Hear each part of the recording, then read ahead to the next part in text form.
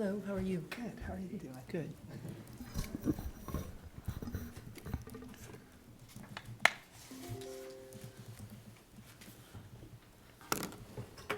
Has anyone heard from Matt?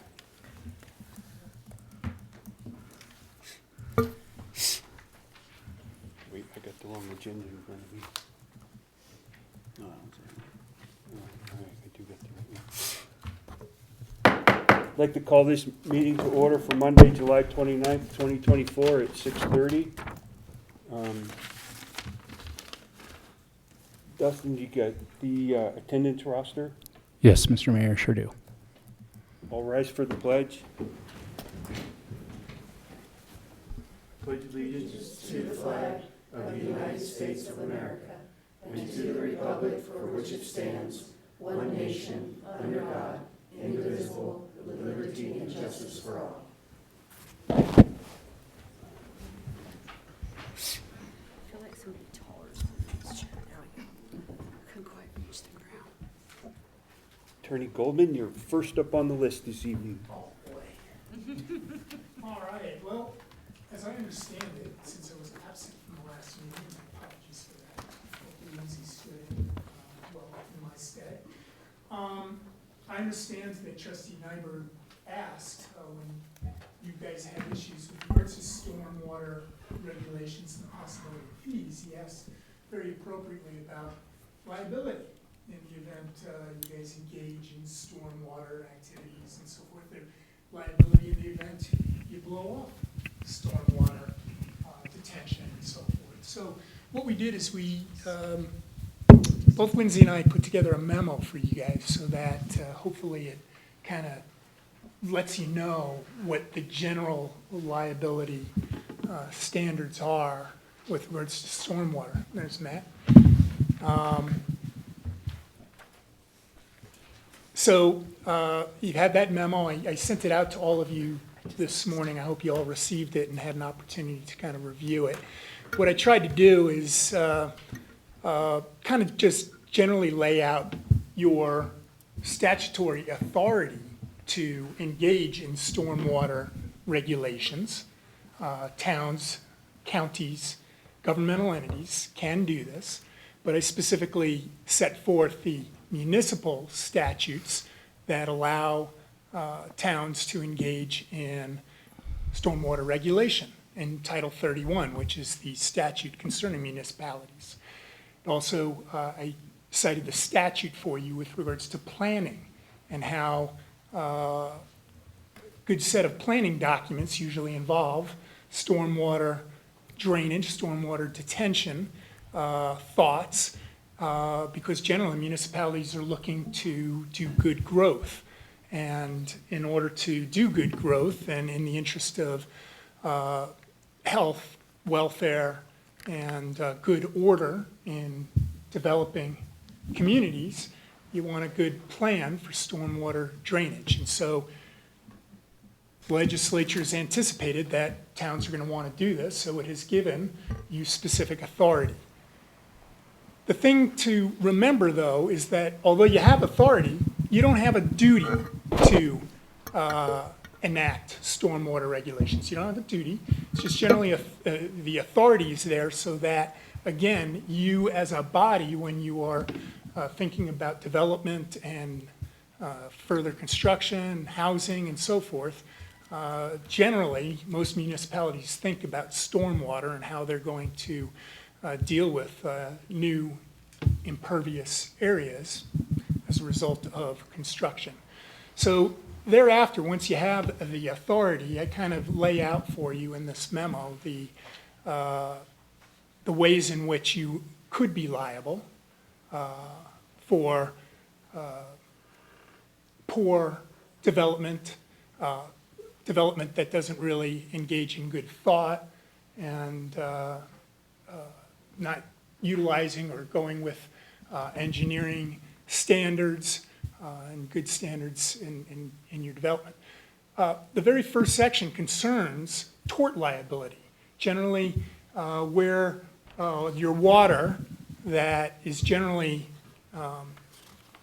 goes in a natural course, where a municipality takes that water, maybe stormwater, and then starts to spread it outside the natural course, it generally should have put some thought into that and either condemned certain areas so that that water could go to those certain areas. But generally what you're doing when you're controlling stormwater is you are trying to retain it and then put it back into its natural course after you've retained it, not affect other landowners downstream negatively where they ordinarily would not have been negatively affected.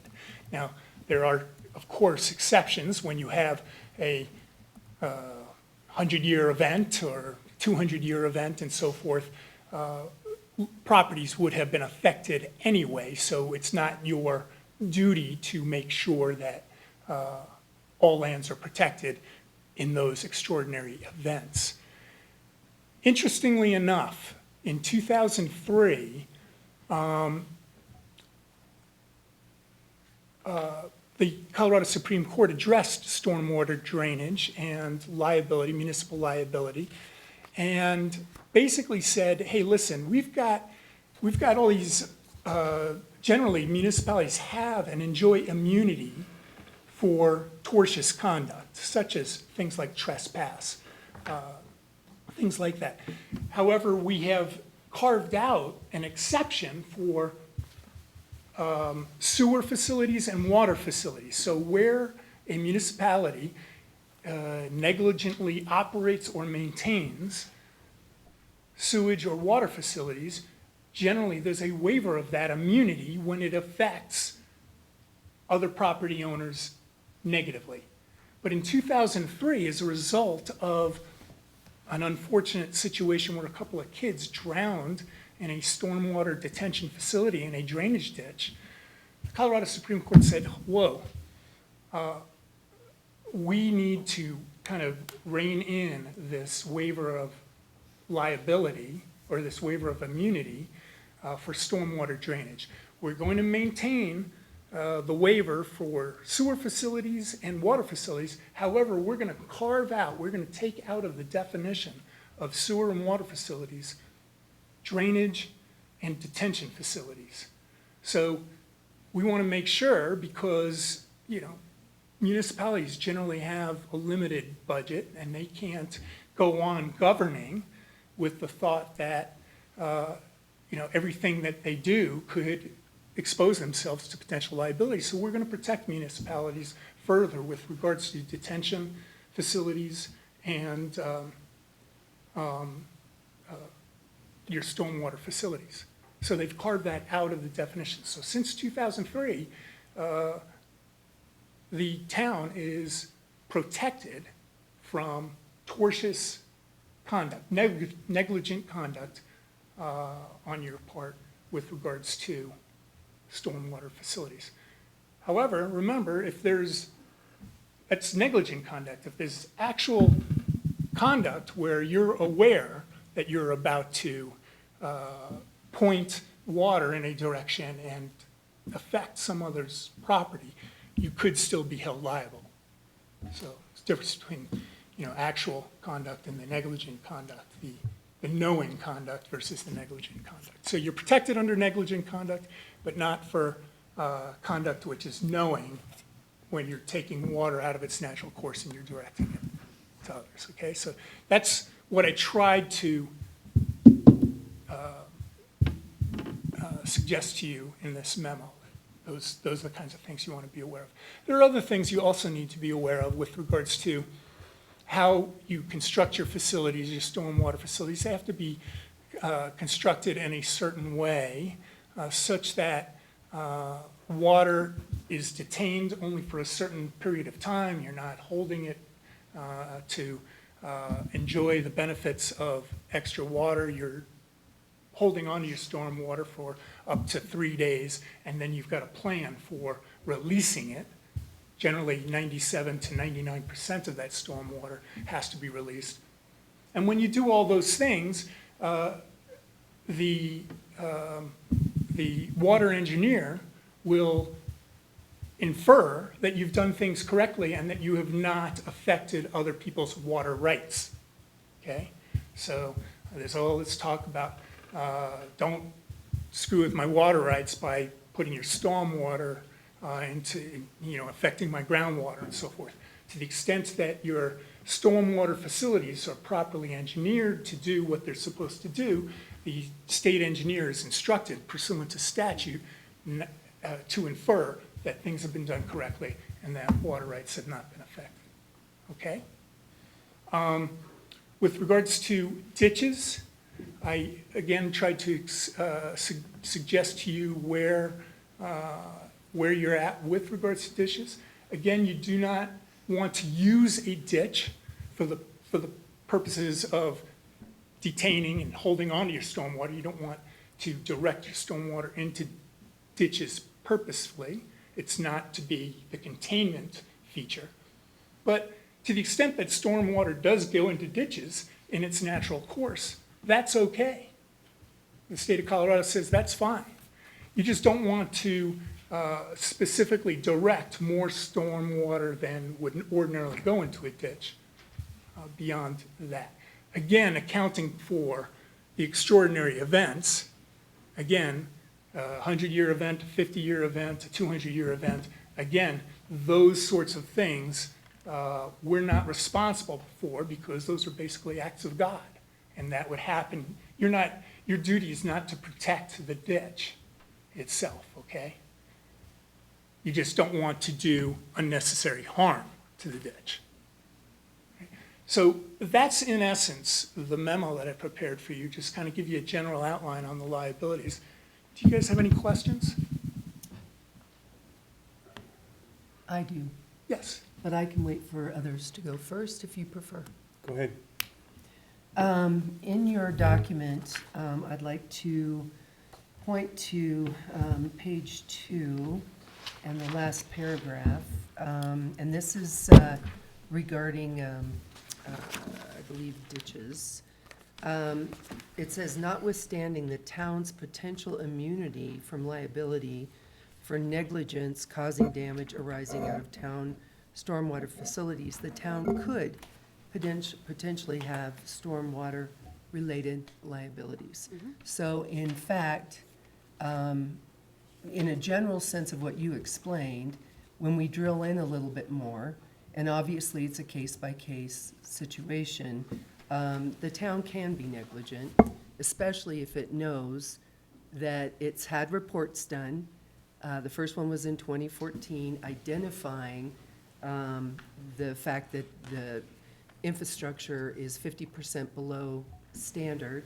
The 2024 master drainage plan also reinforced what the 2014 stated. So with that in mind, the town knows that its infrastructure has weaknesses that can, and in cases have, caused damage to people's property. So with that statement, If I could just qualify that just to please. some extent. Again, what we were trying to say in that statement was the fact that although the town enjoys general immunity, there are instances where a claim can be brought perhaps by an adjacent landowner who has been negatively affected by water in perhaps like a claim under the Constitution for inverse condemnation, where their land was improperly taken without just compensation, when in fact perhaps the town knew of a certain problem and continued to let that problem occur as a result of a problem with its facilities. Yes. so that triggers another question, but I kind of want to go through the document first. So the upstream property owner may alter drainage conditions so long as the water is not sent down in a manner or quantity to do more harm to the downstream land. So the property owner, especially if it's ditches, pipes, grates, the town is the owner. If the stormwater damage is caused by the town's lack of ability to divert the water correctly. Am I reading that correct? Well, the upstream owner of property has generally some sort of duty to ensure that water that comes off their property flows in its natural course, okay, to other adjacent properties, whether they're private or municipal. So to the extent we take on certain actions with regards to stormwater, we should strive to do it properly. Okay. And then under the town's number 2 question item, what are the town's obligations with regard to stormwater flowing into irrigation ditches? It says the town does not have a general legal duty to prevent stormwater from flowing into irrigation ditches, as you've said.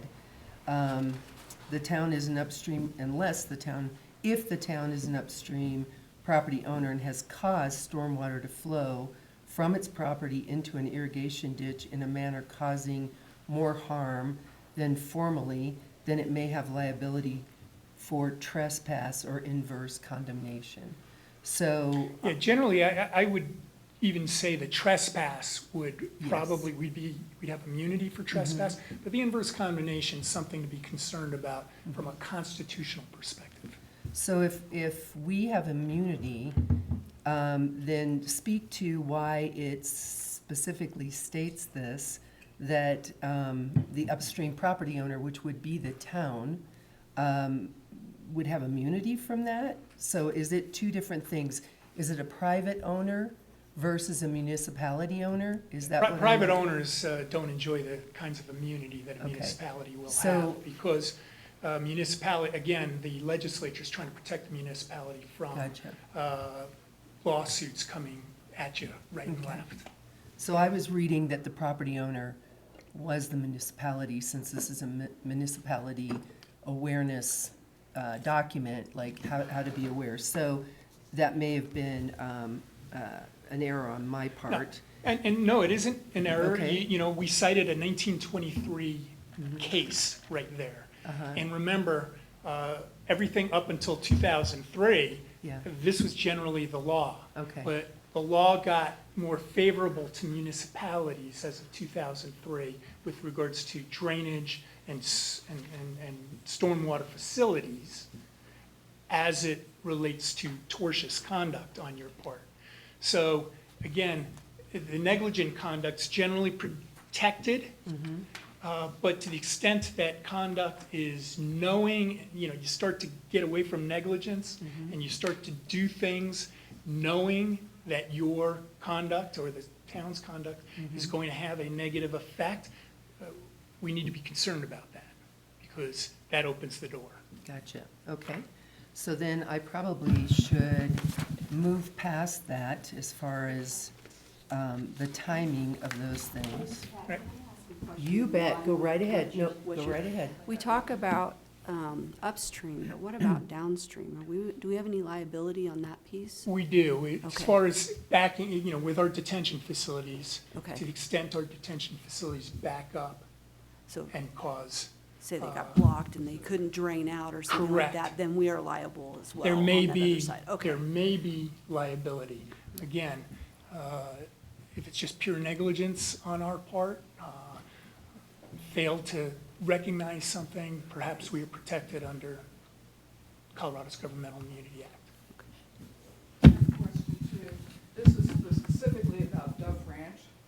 When, I believe it was that property annexed before Dove Ranch was built? Oh. Right. Yeah. From a I fact- have a question in that, was the Dove Ranch property annexed into the town before the housing and stuff was built in Dove Ranch? I wasn't your attorney when any annexation took Yes. place on that. It was? Okay. Great. So, and my question on this is that when these problems became apparent, which surely did not take very long, after Dove Ranch was constructed, or mainly constructed, why wasn't something done about the drainage ditches or the drainage system there then? I think you'd have to ask the board then why they didn't do anything. I mean, to go back and ask, we don't have the same staff, we don't have the same Well, it's towns just, or- I think it's kind of crazy with the, and I know we have several members of the board that live in Dove Ranch, but they weren't living there when it was originally built. Nope. So they don't, and I used the example the other day with Brenna, is that, you know, if you move here from Colorado or something like that, I mean, not Colorado, the East Coast, the West Coast, California, wherever, Maryland, and you're trying to buy property, and of course you're going to do your due diligence, you're going to find out about the property, but if you're coming from those places, you really don't know very much about all these water laws and water courts and all that kind of stuff. I want to use the example when I had my house built in Virginia. I had all kinds of, I did all the subcontracting, I did all the, you know, insurance and all that kind of stuff. One day they came, the carpet installers came and they put all my carpet in. It looked great. I came back the next day, they'd cut it all out. They stole it. And then what happened, I called my insurance company, you know, and they said, oh no. I said, if they'd sprayed paint all over it, then that would be covered. But since they stole it, you would have had to have a special rider that would cover that. Now, how am I supposed to know that ahead of time? Well, I mean, come on, real estate people are going to sell you whatever they can. yeah. There are Now, they're some- stuck with this problem. Yeah. You know, I understand the dilemma that you raised, but for the most part, people are held to know the law. We have, by way of example, we have lots of gas wells all over the place, and that's always been the complaint from out-of-towners Purchasers. who are purchasing and so forth. But there are all kinds of laws that are enacted to try and make people aware of the fact that they may be buying property where an oil company, a gas company may have certain rights to the minerals and certain rights to access and so forth. So that complaint can is see often those. raised, but it's usually met by you're held to know the law. Yeah, the title commitments usually show you about mineral rights, but they don't show you that the drainage is incorrect. I'm sorry, I totally took Kat's No, Com- it's okay. It's questions all right. away. I'm It's all sorry. right. Because this is a huge problem, a very expensive problem for us to try and repair, and I can't help but think, why wasn't something done sooner? And I hear what Brenna's saying, but it certainly should have been. And it's just, it's sort of when I read the water report, it's sort of a separate problem than the rest of our things, like the pipes not being big enough and the retention or detention ponds not being cleaned out. It seems to be a separate issue, which is the most expensive part of what we're talking about, because it's all sort of higher elevation. Understood. Yeah, it's definitely for you as a board to wrestle with, for sure. So, just because there's infrastructure in with a drainage ditch in Dove Ranch, we're in Dove Ranch, and the ditch is there, it's not just solely the town's responsibility, though, is it? I mean, Well, don't again, the landowners Should be the have HOA. Yeah, so much of this depends on each individual situation. Again, I'm trying to lay out for you a general circumstance with regards to liability. I don't think we should really be getting into specifics right now in a public meeting where you're asking your attorney for advice on how we approach things. But as I understand a lot of what's going on in Dove Ranch, there are private facilities. And the question is and you will have the tension between where does the town step in to assist with Well, these private that's kind of the answer that we're all looking for. It's like, well, what is our liability and how much of it is on the property owners? How much of it is on us? Like, we're trying to get to that Understood. point. Do we need to have an executive session I and think talk about this? We should, and you should give your attorney an opportunity to really look at the specific questions Okay. and issues that you would like to have Fair addressed. enough. Okay.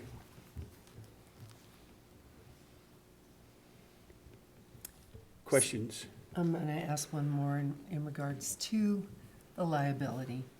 And then on the last page, the third paragraph, a municipality may also be liable in the inverse condemnation context if it fails to provide a proper outlet for drainage improvement construction to divert surface waters, and if it fails to exercise ordinary care in the maintenance and repair of drainage improvements.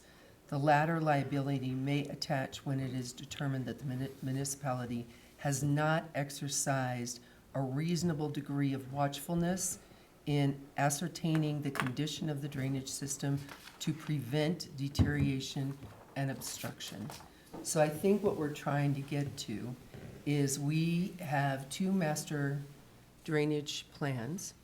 We have a cost to the information that was delivered to us by the reports. We have town citizens who personal property has been affected by the fact that the town has done nothing to improve the drainage systems. And so does the town spend the money for this or not? I'm not asking you that question. That's what's behind our reason for saying, where are we liable? Are we liable? And I understand that it's kind of dependent, but, we've got enough information of 5 different areas in town that had serious flooding during the 2022 event. We also had issues with the most recent event. So we know that this is a problem, and it doesn't just affect Dove Ranch. Mesa Meadows, the report that came out, Mesa Meadows had some of the most impactful events from the 2022 event. So it isn't just Dove Ranch, it's the whole community. I mean, if you look at the map that was provided to us by AECOM, is it AECOM? If you look at the picture of that map, it's everywhere in town.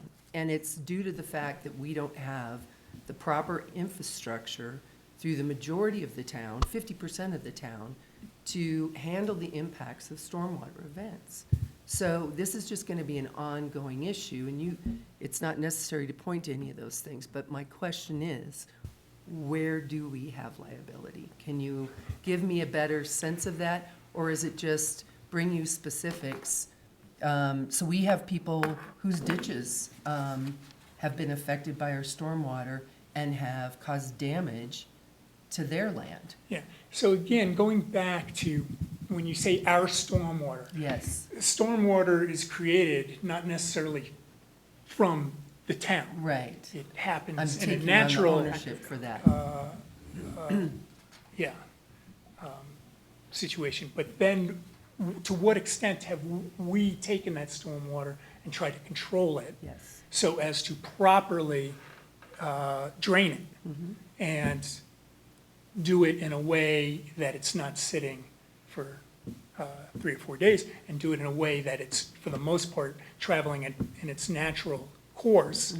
If we didn't, where we didn't have facilities before, and sending it in its natural course. So in those situations, if we've created facilities and we are not doing anything to maintain them, or we may have liability. okay. So Yeah. the lack of maintenance is now causing the stormwater to back up or to flow out of its natural course into areas that it ordinarily would not flow. That's where we may have problems, So we may have liability. I think that in a that's. general sense. Got it. Okay. I think that gets me to what I needed to know. Laura? Well, my other concern, it's not just about Dove Ranch. I just know that's been existing for a while and it's going to be an expensive fix. Understood. My other concern is as we continue to grow and have new developments, how do we be sure that doesn't happen again? That we do have a sufficient plan in place and all that, and part of the whatever code, all these things. Because I don't want to see another situation happen like that, and you'd think it's all hunky-dory and we have a drought for 5 years, and all of a sudden you get a huge rainstorm, and like, oh, we didn't think about that, we didn't take care of that. Yeah. So much of, and we get this from Nicole, so much of development is trying to anticipate a lot of problems in advance. So you've got all kinds of methods in place to try and ensure that the development pays its way, for the most part. That's why we have bonding. That's why we require a lot of upfront infrastructure and so forth to go in, so that we can avoid situations where an HOA may basically say, we're no longer a viable HOA, or We're we don't gone. have, money. I would just like to state that I would really like to see, before we, I know this is unpopular with people, but before we keep continuing expanding development and building more houses and properties and all that, I would really like us to address the things that they've pointed out in here, the detention ponds, the pipes and culverts that are nowhere close to standard size. I'd like to see some of our, it's gonna cost money no matter what we do, but I would like to see some of that addressed before we just keep building more and more.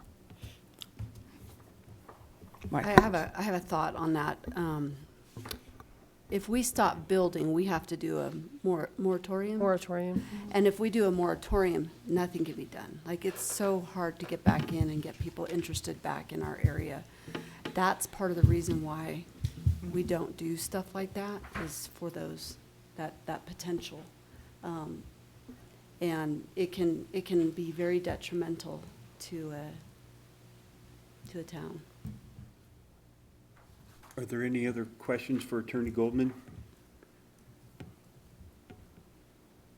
Not now. I'll be ready I and mean, waiting. you're not yeah. leaving, are you? No, I'm hanging. Okay. I'll We hang might in. have other ones, Great. as we get into this. All right. Okay, moving on to the ditch company interest in the stormwater management. So Warren Gabbard is actually on the Zoom, and he had sent me this administrative statement regarding the management of stormwater detention. And also I found Senate Bill 212. And he sent that to me. I kind of just read through it. I did send that on to Town Attorney Goldman. But I just wanted to make sure that, that you have that in front of you as well. Warren was just going to Zoom in and listen to tonight. He did not have, unless he has anything else to add. I just wanted to make sure that you had that. And if I could jump in on that with regards to that Senate Bill 215, that's codified now in Title 37-92, 602. And again, that goes to your stormwater's effect on water rights. And again, to the extent that the town conducts itself and has put stormwater drainage and detention and flow and followed the statutory structure of Title 37, generally the state engineer will have to infer that you have not negatively affected water rights when stormwater is being released. Okay, so that's what Senate Bill 15 is all about. Sorry to interrupt. No worries. No, you're the attorney. Questions from the board? I just have a follow-up question about Laura's to Nicole. Don't we have, isn't everything in our code for detention ponds and stormwater management for new developments? Yep, and our town engineers, SGM, review all new developments to make sure they meet our code. So we're fine moving forward. I mean, for right now, it's obviously. We are. Now, I'll give you an example of something that came up recently, because Jerry and I did meet with Warren on Friday, because we do have a project under construction that's currently not meeting the stormwater requirements to release, because they have not put their outlet structure, which is in the basin, that releases at that historic rate.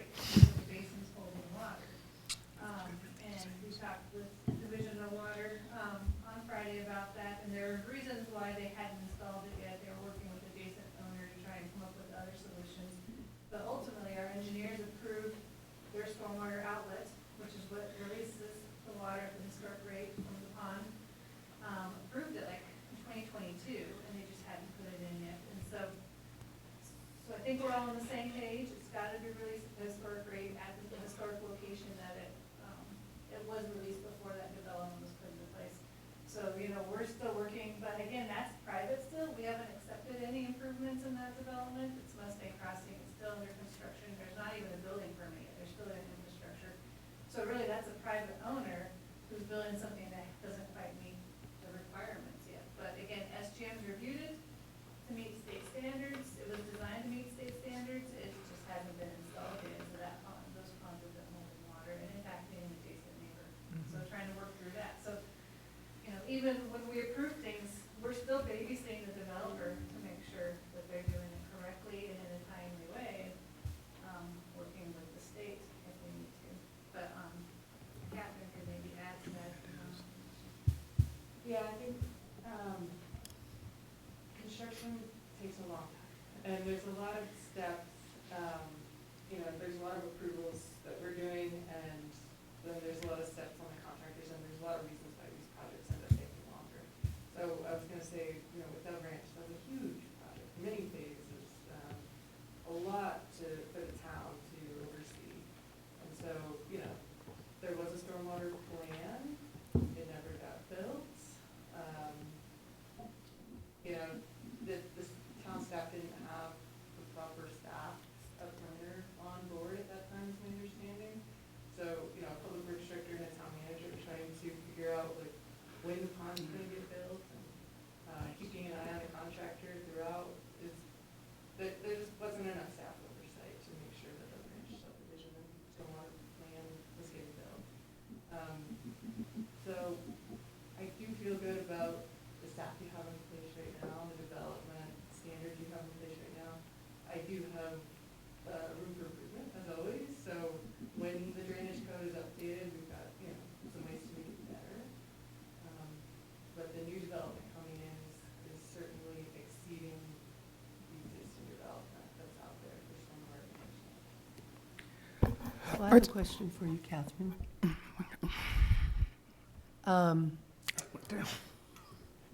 What's that? She has a question I too. just have Oh, one too, but okay. you might have the same one, I don't know. I understand the developments take a long time. But there seems to me that there needs to be safeguards in place that while they're doing their development is not having any negative impact on the fellow neighbors. When Mustang Crossing was going through the approval process, there were a lot of people around that potential new development that came in to voice their concerns. And so my understanding is that lack of a detention pond being in place to properly do what it needs to do is currently causing issues for next-door neighbors. And it's in place. Well, it's in The place, but ponds are it's in still place. causing They issues, just right? don't have the outlet structure. No, I understand that. But the ponds are in. They were some of the first things that we asked developers to put in as part of their project, because they also there's two different stormwater processes. We have ours, which is the long-term, that pond needs to be maintained by an HOA right now. We only own 2 ponds in the town. The rest are all privately owned by either property owners or an HOA. They have to maintain it long-term, so there's that piece, but then there's also during construction, they have to get a state stormwater permit if they're over an acre in size. And so there were 2 different pieces at play, and so because of that, we do have the ponds put in first. The ponds were put in, again, in this case, there was an adjacent neighbor who was concerned with the water quality, even though it met state standards, and so the developer was trying to work with their neighbor to come up with a different solution, and that's why they didn't put the outlet structure in right away. And then when our engineer said, no, that doesn't meet our code, you need to do what was originally approved, now they're going through that process. And so there was a time lapse in there because they were trying to work with an adjacent neighbor. But the ponds are in. But isn't it true that in our last storm event, the neighbor to the south, their drainage, or their irrigation ditch was affected because this pond wasn't doing its job? Is that correct? It's actually, So on the south of the pond, it was silt that went into the neighbor's property. The north side of the development, which is a different ditch, is not the same as where the ponds are. So two different things happened at Mustang. Okay. Well, three things happened at Mustang Crossing during the last storm event. The pond, they didn't have their silt fencing properly, which is the construction permit from the state. We don't hold that. We're too small to be issuing construction permits, so the state does that. They're supposed to inspect it. We don't even see a copy of it. So we did request all of Mustang Crossings. They have a third-party inspection. Horizon Environmental comes in every Wednesday and does an inspection report for the construction stormwater.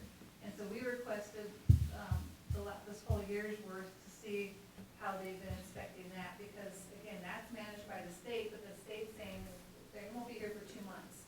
So we gotta figure out and make sure that they're still meeting their requirements, because we can't depend on the state to come down and help us right away. So that's the construction, and that was the silt that impacted the neighbor to the south. But also to the north, there is a wastewater ditch, irrigation ditch, that continues to run along Mustang Drive, goes under these properties through a pipe, and ends up coming out on Clover and Mustang. And the neighbors that have the pipe that goes through their property, they fenced that easement. But there's nothing in the plat that says you can't fence an easement. I mean, we have that all the time. If we have a water or sewer main through someone's property, they can fence it, and we have the right to go in and remove that fence if we need to maintain it.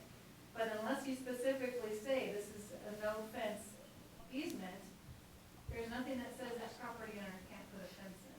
And so that was the one on the north side. But what happened is Mustang Crossing, when they built the road, they didn't put the culvert under the road, and so then it flooded their property, the irrigation, the wastewater. So two different things happened. And then also during the storm event, there were some other silt running on the sidewalks toward Louisiana Drive. So really, like I said, three things that have happened on that property when it comes to stormwater. But all different permits or different types of processes that we're trying to manage. And like I said, essentially babysitting a developer to make sure that they're building according to the plans that were approved. But it's the town that takes the heat from the neighbors. Correct. If Well, that developer, I think those neighbors also are putting the heat on the developers. yeah. So my point is this, is that we, as a town that decides on these developments, we need to require that these developers do no damage to anybody around them through their acts and behavior. Ideally, what we do require, but again, we're babysitting that. So we can't guarantee for the developer that they're not gonna do anything, nor do we get to pick and choose what developers come in and build in our town. When they submit a plan, we have to review it, everybody the same, equal playing ground, no matter who they are. I think our review covers what they need to do. Do they always meet that?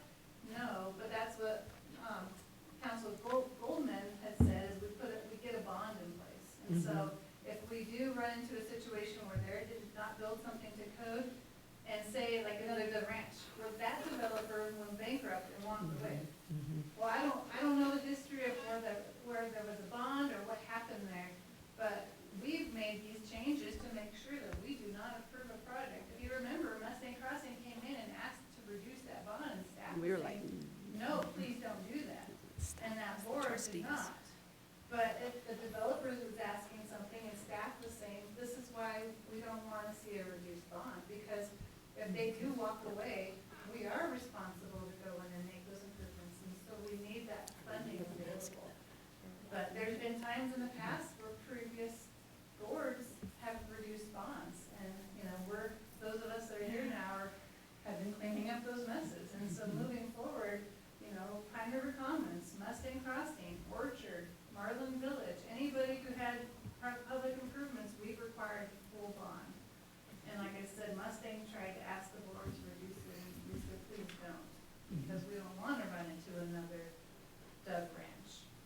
Well, I'm considering liability with those types of things also.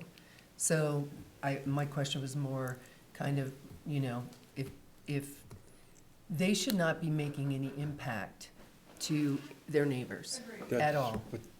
And, Does it happen? Yes. right, right, but then that circles back to liability, right? So, I'm trying to sort of get to what's stalling us for a fee for the stormwater enterprise. And liability, the onus of liability was a question that came up. So I'm trying to get to that. And again, it's related to the fact that there was a stormwater event recently, and we had neighbors that were complaining about how their ditch was impacted. So I'm just trying to get my head around this liability and how that either is going to assist us in our decision or it's gonna hinder us. So that's why I'm asking all these questions. And then going back to the feasibility study too, now, part of it is taking on these newer developments, basins when they're built. And so definitely a fee where you take on those HOA responsibilities. But a majority of it is old stuff that the developers are gonna build to a certain level, because we're not gonna accept it. I mean, we're just barely getting to the point where we're accepting the basin for Meadows Phase 7 that was done in 2020. Because we had issues with it, and the developer had to go back and redo it.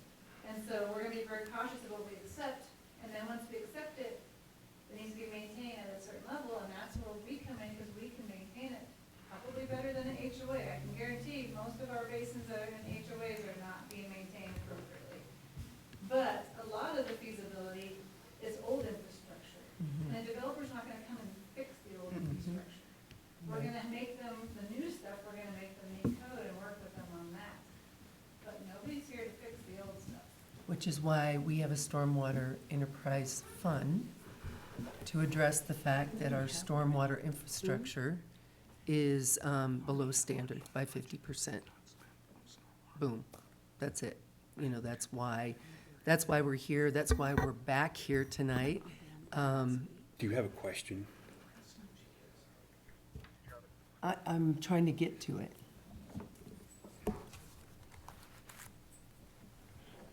Trustee McLaurin, you have a question? I'm trying to,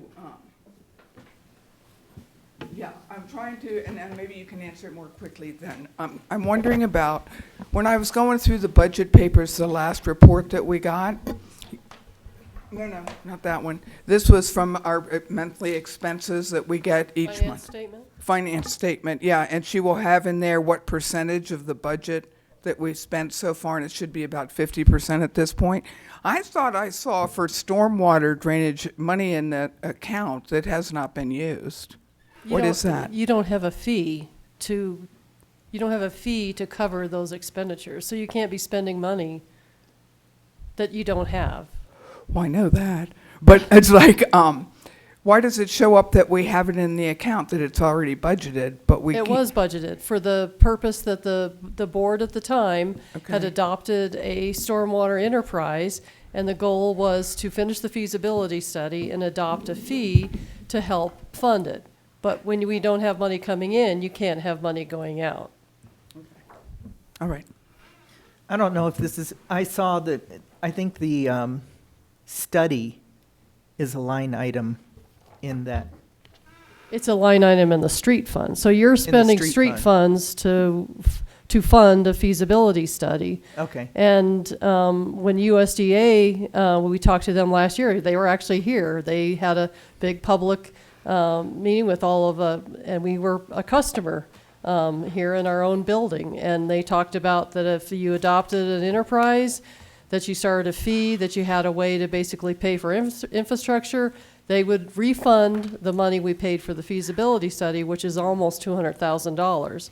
So it's $200,000 we spent that we could have been spending on streets, we're spending on a stormwater feasibility study. And that's very unusual for a grant to say they'll refund you. Usually, you can't start the work until the grant's been awarded. In this case, they said if we did all that, then we could get refunded for the money that we spent. So that's a very unusual grant opportunity. I just think it's important to remember that we've had previous boards here, like we were talking about even with Dove Ranch, and they didn't do, what we now, as thinking back, was right.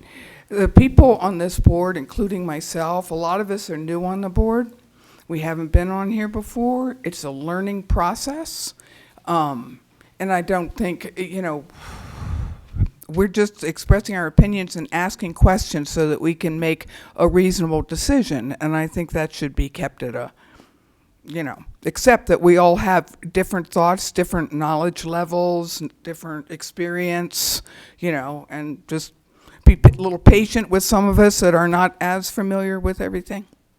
I like that. So we're always happy.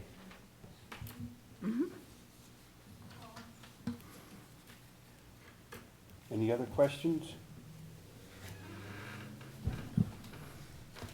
Stormwater studies, survey, and public meetings? Actually, 3B, Oh, my bad. is that where you'd like to go? I'm sorry. So, did you want to go to 3B? No, go ahead, 3B. So Paul Black he said that he was going to attend tonight and talk about stormwater in the Schroeder ditch. And he's not as familiar with Los Pinos, but I did talk they have a new attorney for the Schroeder and the Los Pinos. So he is not here tonight, and I don't have any notice that he will be here or any response to my text messages. So and if you'd like to go on to 3C. Sure. So 3C, Pete Foster is our water engineer. He's been working with our water rights for the town, and he may have a comment tonight. He is here on Zoom tonight.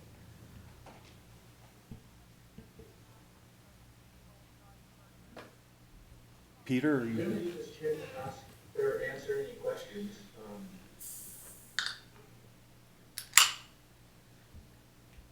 All right, so he'll be here to answer your questions if you have any regarding the water rights and a lot of the work that we've been doing to convert our water rights from into municipal use. So,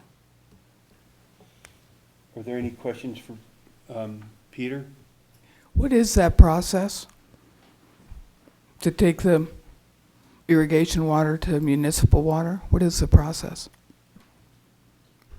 It's an application to the water court. And so basically you make an application to the water court to change the water rights, and then it goes through a fairly lengthy process to get a decree from the water court. Then to be able to add those water rights to your municipal portfolio to be able to use them as water treatment.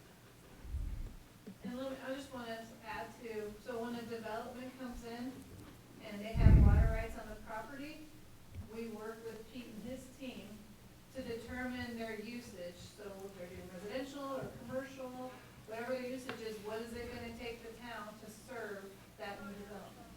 And so then we come up with, this is the amount of water we need from your rights, if they have rights that, we want.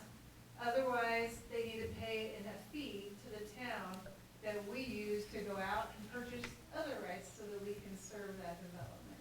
So we do not just bring in development to town and not be able to serve them with water. We always want to make sure that we have a process in place to be able to serve that new development based on the use. And so once we do that, that's where Pete comes in and he helps us figure out what that amount is or what the cost needs to be for that fee so we can go out and get other rights. And then we go through the process that he just explained. But so every development that's being annexed. Now, if it's already in the town, at some point was annexed, we assume that they went through those discussions and that we're serving it because it's already in the town. So these are new properties that want to get annexed into the town. This is probably a dumb question, but so then what, you divert the water from the ditch, irrigation ditch, to the water treatment plant? Is that how it physically works? You can divert, there's a turnout on the Los Pinos ditch into the town reservoir or pond in front of the water treatment plant, and then there's a pump station and an infiltration gallery actually on the river, so you're able to pump water directly out of the river to the water treatment, or to And so we just converted the Los Pinos shares, and keep in mind, we have to have a working relationship with those ditch companies, our attorneys and engineers. It's taken us, 8 years to convert the Los Pinos shares, and our next project is convert Schroeder shares. So these two ditch companies, we may not have a liability for stormwater, but then we also work with them to convert those shares from irrigation to municipal use. And you're shareholders in the ditch company. That's So right.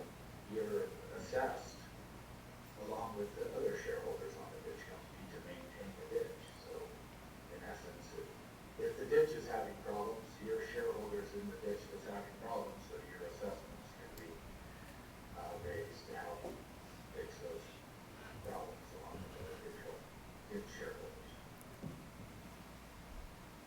If that makes sense. Thank you. Any other questions? Yes, Katie's right, the next step is to change the Schroeder shares, which we haven't, the town's been gathering shares of Schroeder water. It's more junior than the Los Pinos water, so we wanted to change the Los Pinos first. As you wait and not change the shares, you can have issues with not use of that water before you change it to municipal use, so you want to kind of change the shares if you require.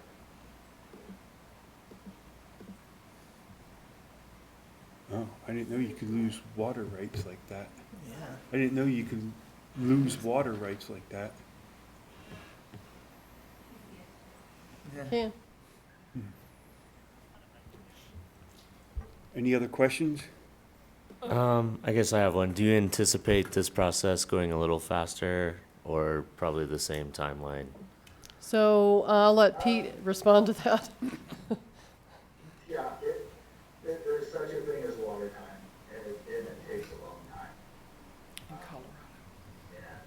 And I would hope that, since we have, the last case was not only the change in the Los Pinos ditch shares, but was also an augmentation plan decree, so that made it more complicated. So now we have an augmentation plan decree that we can add into that decree augmentation plan shares of water rights as we can bring them in the future. So I think that should make it much quicker because we have the augmentation plan decree now.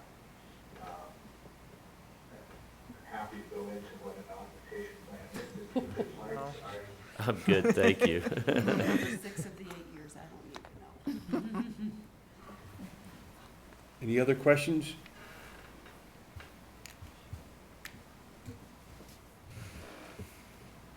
Thank you, Pete.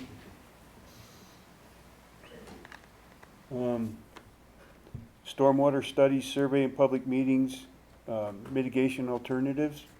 Yeah, so after the 2022 storm that we had June 26th, we reached out, Nicole reached out to Department of Natural Resources, and then we got a call from AEO.com regarding they would do a mitigation analysis for the town.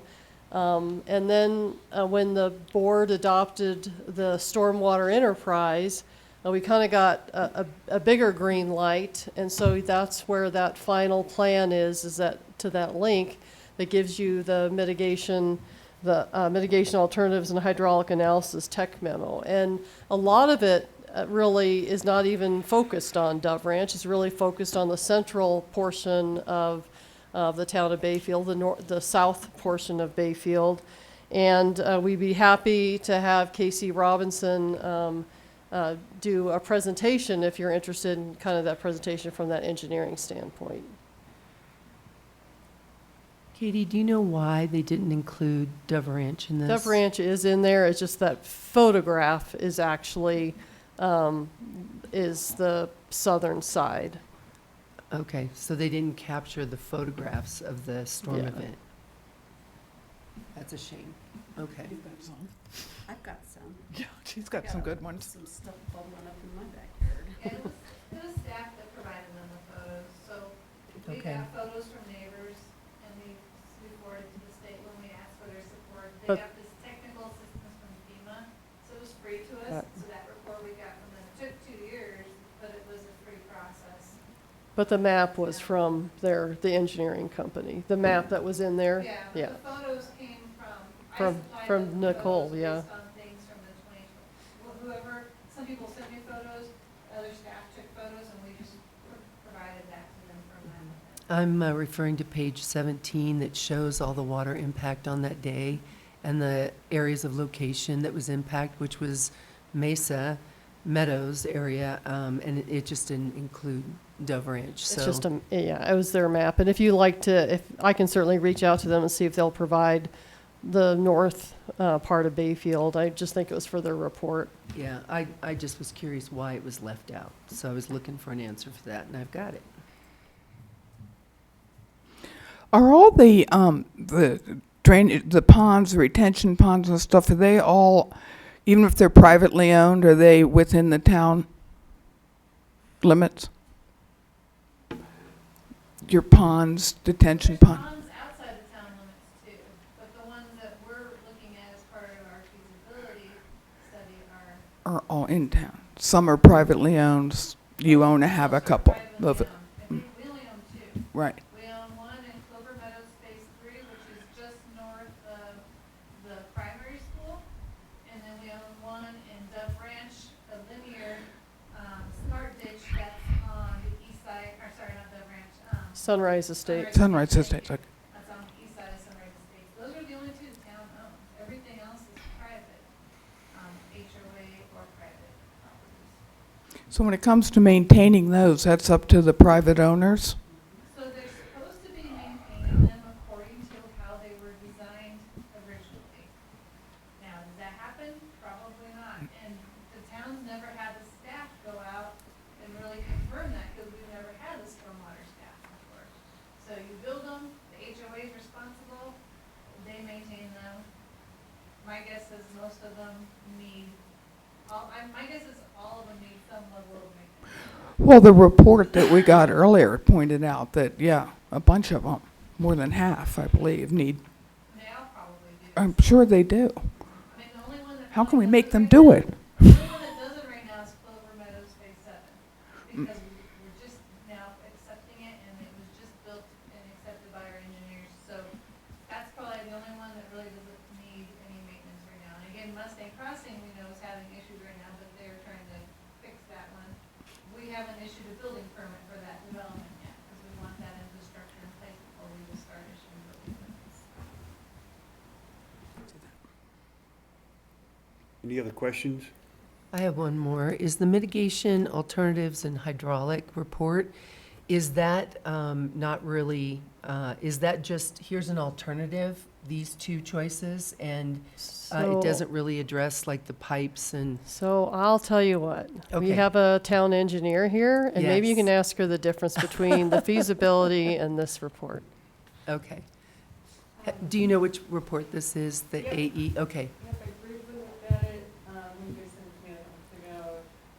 What they're analyzing is, rainfall impacts and river flooding impacts as if you have no storm drain infrastructure. That's what they've analyzed. They don't know where your storm drain infrastructure is, they don't have the model that we have, and they don't care. They're just looking at rainfall and what is gonna happen if you don't have any underground system or anything. So that's kind of like a worst case scenario if everything is flooded. gotcha. So, and obviously that includes not only the rainfall impact in the area, the town area, but also the flow of the water, if I'm looking at this correct. And low points. And low points, okay. Okay. Well, then I found this very interesting and valuable, but I wasn't certain what it was, what the overall intent of the report was, other than to say, you know, here's what you've got. So, Yeah, I feel like it mirrors kind of what we're showing, like we have Mhm. problem areas where they were saying, you're gonna have problem areas if you don't do something. I We're like, see. Yeah, we know. yeah, So okay. What's really helpful for me in reviewing that report is that it shows problem areas and places where we don't have infrastructure that are vacant or open spaces. Mhm. And so when thinking about, you know, when it's time to start managing stormwater in those open spaces, like we already have a preview of what the problems are, which is nice. So really, this is kind of validating your feasibility report. I think so. Okay, got it. All right, perfect. And it just adds another layer for us to review as we're looking at future development, further down. Because, you know, we have this other layer of how the water wants to flow, which Yep. is different than how we're forcing it to flow in some areas. This is just like, this is how it wants to go. Gotcha. The path of least resistance. Okay. Thank you. Thank you. Any other questions? Master drainage plan update? Yeah, so your town engineer, Catherine, maybe can just kind of give you kind of a brief overview of the master drainage plan update. Yeah, so, after our last workshop meeting, we presented the master plan and a separate memo talking about a rate structure. And then after that meeting, we kind of combined the two into one report, that I have in a draft form, and I need to finalize it and send that off to you. But not much has changed since our last meeting. So we're still talking about $4.5 to $5 million identified in capital improvements that are recommended. And that's present day value, you know, as time goes on, that number will increase. We talked about, from that meeting, we talked about how the town really wants a simple rate structure as opposed to a rate structure that's calculated based off of impervious surface, because then someone will need to calculate the impervious surface of every property in town. So something, with what a lot of others want, communities also do, is like a flat fee. For, it could be the same for residential, commercial, it could be a little bit different, because commercial spaces often have an impervious area. So we talked about a $10 flat fee, for everybody, and just to get us started, get us rolling. That's not at all what I identified as you're going to need, but that's okay. It's a good start, and in the future, we recommend going after grants and loans and co-funding and finding ways to improve the system in ways that make sense. Chipping away, just like you do for your streets and your water distribution system, your sewer collection system. Why the need to take perfectly well-documented information and put it into another document? Did I miss why you need to do that, why you're taking the breakdown of your memo that was simplifying this massive report? Why do we need another document to help us get to this point? It's just the same document, I just Okay. put the memo in the back. Oh, I gotcha, okay. I thought you were recreating another kind of condensed document. Okay, great. I was going to say, why are we paying for that? Okay, thank you, Catherine. Is there any way, some sort of, like, for the people that have the ponds that aren't maintained, is there any way you could do like some kind of rebate or credit for people, or some way to reward people that did do it, that did take care of their ponds? We have nothing to rebate them with, so. Well, we I mean, might someday, I don't know, I mean, Yeah, you know. if you'd like to, our goal is, so let's just say that you live in Clover 7, and Clover 7's stormwater pond is being managed correctly, and, you know, everything is going the way it is, and that HOA has decided to opt out of paying the $10 fee. So that will be their reward for they're managing their stormwater, and that's the way the ordinance was put together. It's a little more complicated that way, but on the other hand, if the HOA is actually managing their stormwater, Then we and we don't have any compliance issues, then they don't pay the fee. If they ever had to buy their way back in, then that would be a different story. So, you know, it would be in their best interest to keep it maintained within their HOA fees. Right, okay. The other carrot, when we're talking about development itself, is going back to that bond. And again, the bond getting released is also an incentive to doing things correctly at the outset. This would be the bond for, if Clover 7 had had a bond, that would be the typical manner. In this case, Clover 7 just put money down. They put $300,000 in it. We put it in the bank. I think in 2019, they asked for half of it back. The board approved $140,000 back to them. So we're still holding $160,000 of their money, that when it gets released, that $160,000 goes back to them. When we first, now keep in mind that they've been building houses for 4 years. So when we looked at the cost of us actually going against that $160,000, that wasn't enough money. So a bond at $300,000 would have been the better practice. But, you know, when boards get asked to get money back, and, you know, maybe sounds fine, but when you actually had to do the repairs that we had to do, it was a lot more than $160,000. I think in comparison, Mustang Crossing, just for the 19 units in phase 1 is like over $1 million for the home. So 300,000 wouldn't have gotten us much, 160,000 wouldn't have gotten us much, and that's why we, again, asked the board to not reduce the bond amount, because that's what the public improvements cost. And if they walked away from any of that, the town's putting it in. So, Well, it seems to me that there were potentially bonds that were released when they shouldn't have been released, just looking at our infrastructure needs. And, you know, I think that boards need to understand that their words and their actions have repercussions. So releasing money doesn't make good sense until it's a done deal, in my opinion, because it falls to the town. And that's why we're looking at roughly $5 million to try to put things on the right track. So that is why I don't believe we incentivize them with money back until it's a done deal. Any more questions on the master drainage plan? I appreciate the master drainage plan. It's very thorough and detailed and provides all the information we need. So I appreciate that. I wanted to wait and see if there were any other comments or questions, but we'll get that finalized and back to you soon. Next up is public meeting presentation and best practices.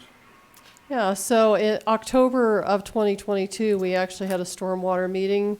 We advertised it, and I think we got quite a few, that almost filled up this room with people that basically went through and talked about the stormwater issues that they faced, you know, the town's responsibility. So you'll see that that presentation is in there.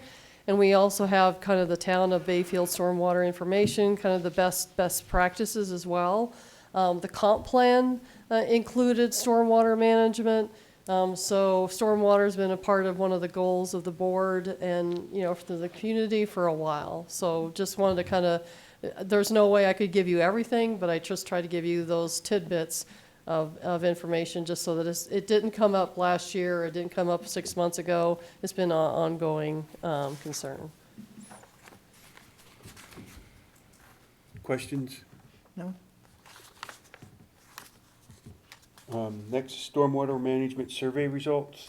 Yeah, I put out a survey, I got 4 immediately, and then 1 tagged along kind of, I think just the day before I closed it. So anyway, I just wanted to make sure that you had that in your packet.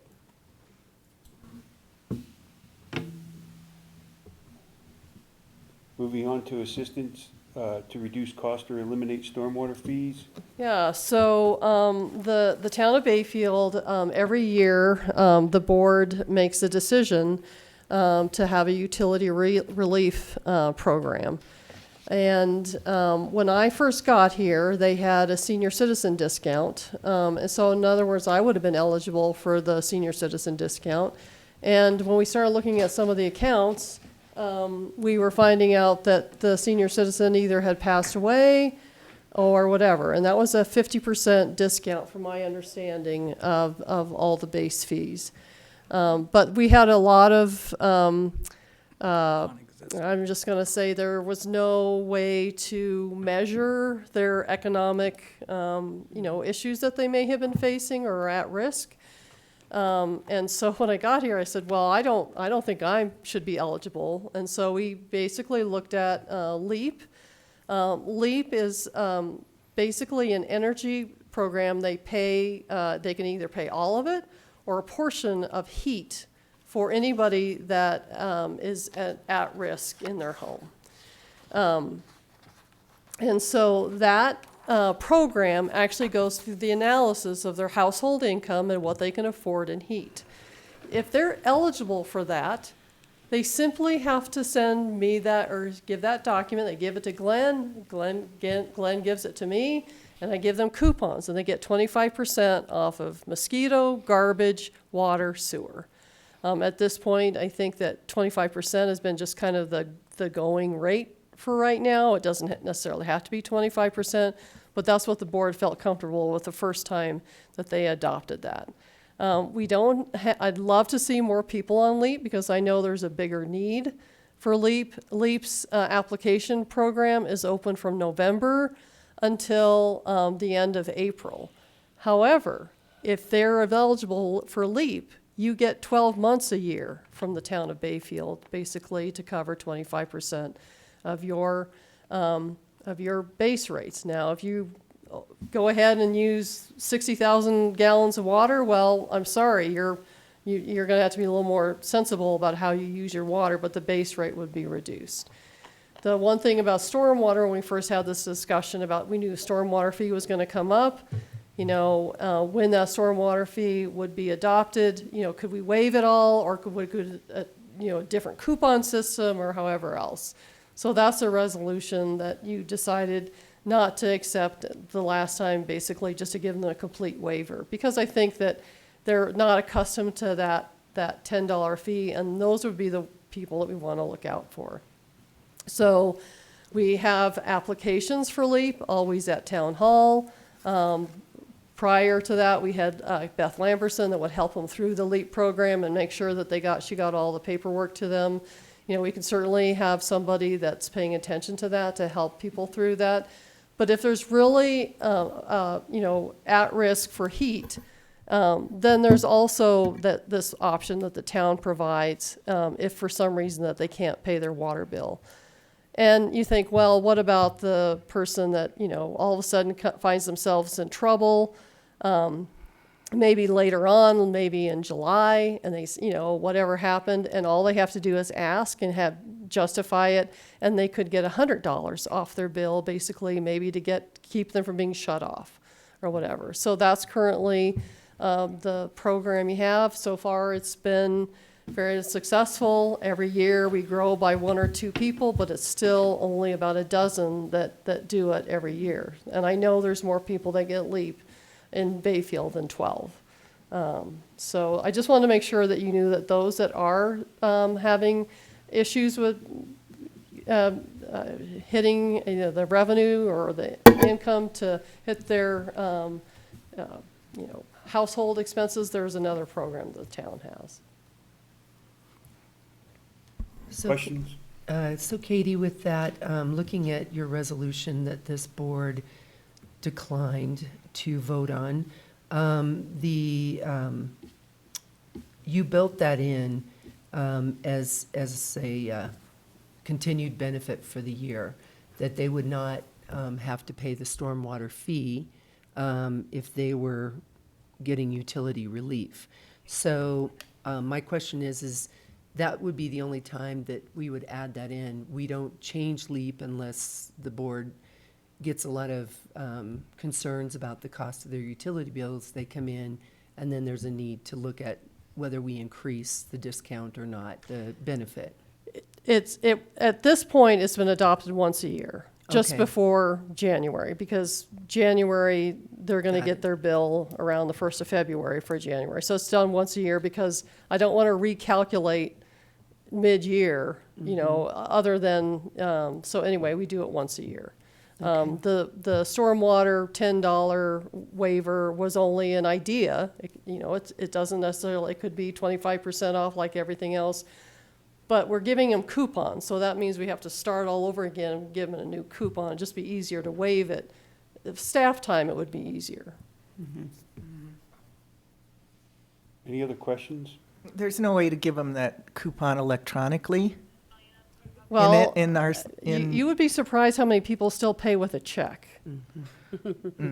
Gotcha. So, Right. yeah, I would prefer to have, to this point, a paper. If all of those eligible LEAP people say, gosh, would you send it to me electronically? I would love to do it. It would save us a lot of paperwork.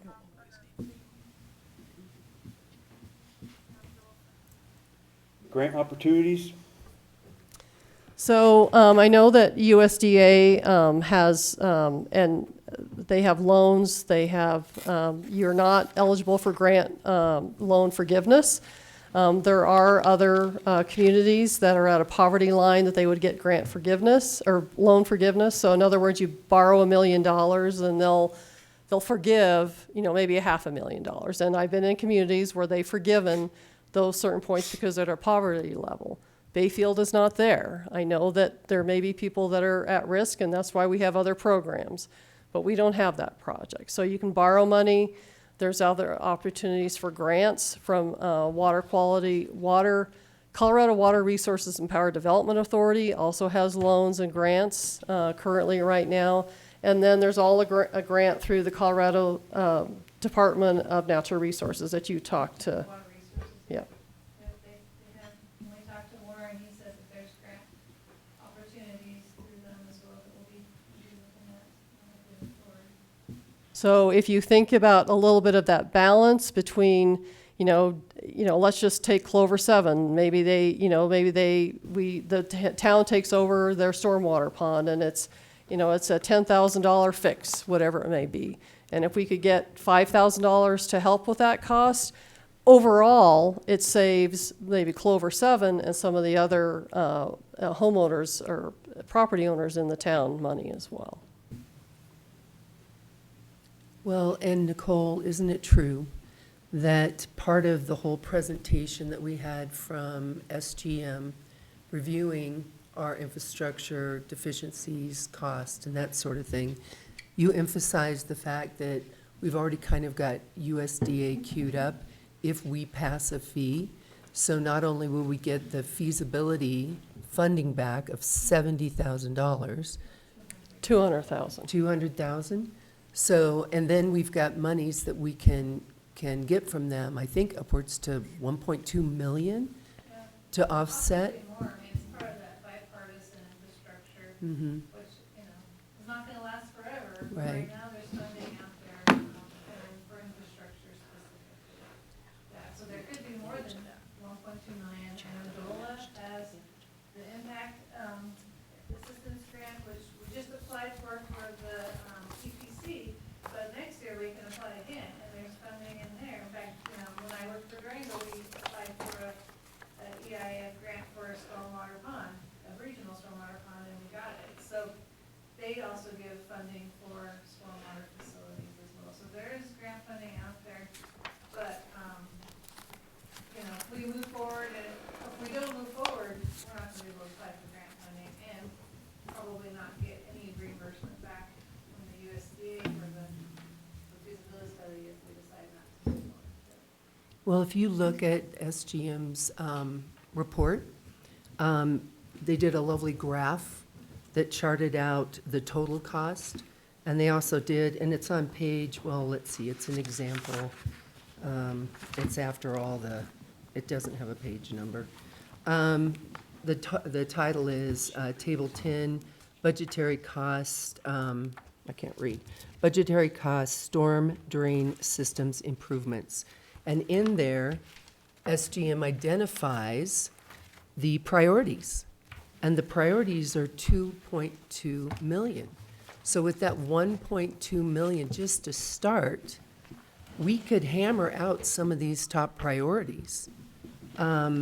So it's not making any sense to me that all we have to do is land on a fee, a stormwater fee, and we're gonna get money. We're gonna get big bang for our buck, literally big bang for our buck. So, I mean, when you just weigh that we can tap our top priorities that are really causing issues in the town, as long as we get this fee passed and get the grant funding, and time's wasting. I have a question. Are the only grants we can go after for this are grants that we have to have money to match? Usually, and, it's very rare to find a grant that you don't have to have a match for. Okay. Now, the congressionally directed spending we just got for the, signal was one we didn't need a match for, the 1.5 million. But it's very rare you don't need it. Some matches are 25%, some matches are 50.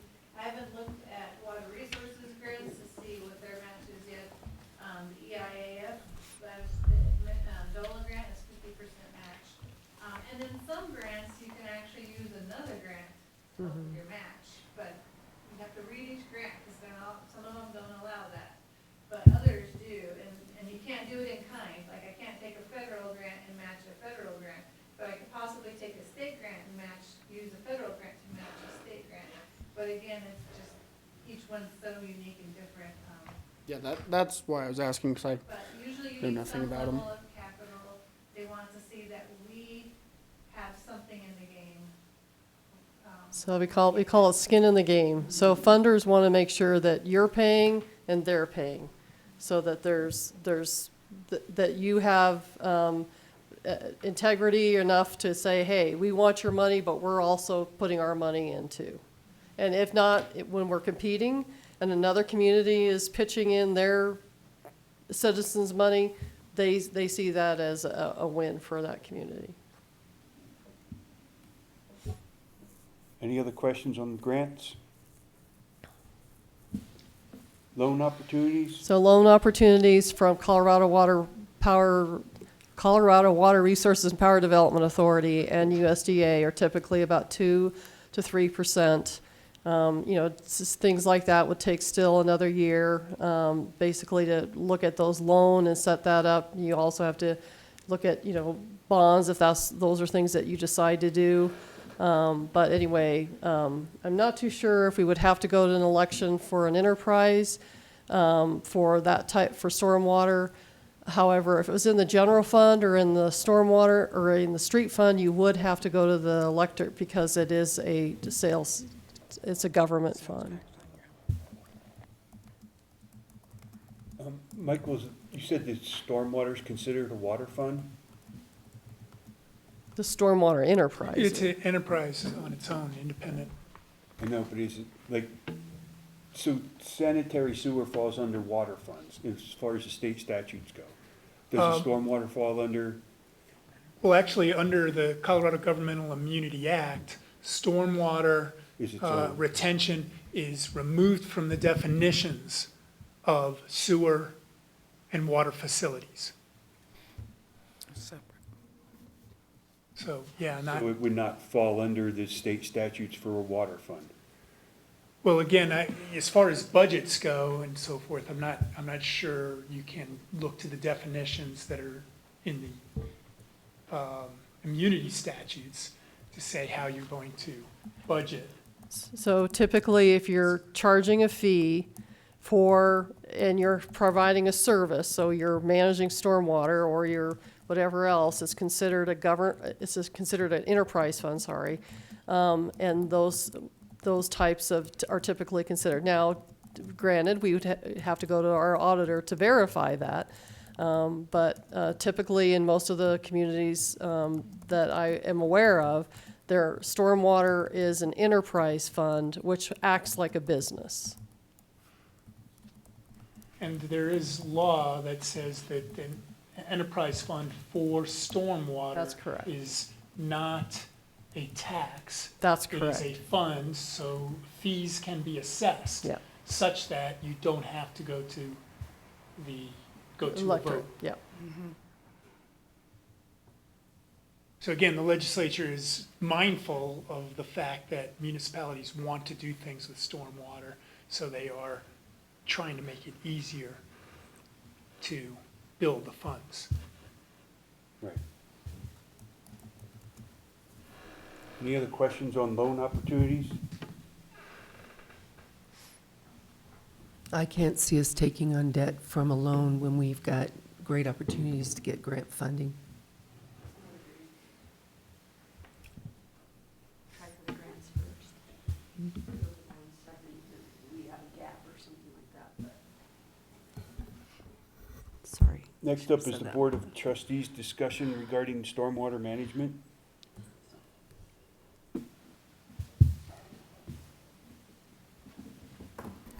I think, Go ahead. well, I just think that now that we have had an opportunity to ask some more questions and get some more clarification on things, I think we should vote on it again, or to approve the stormwater, or to approve the fee, or take a vote on it, approve the fee and the, it was all incorporated in that one thing that you had about the relief with it. I think we should bring it back up and vote for it again. I stand by the fee. I think we agreed that we were gonna do the $10 initially, and I don't go back on that feeling or thought.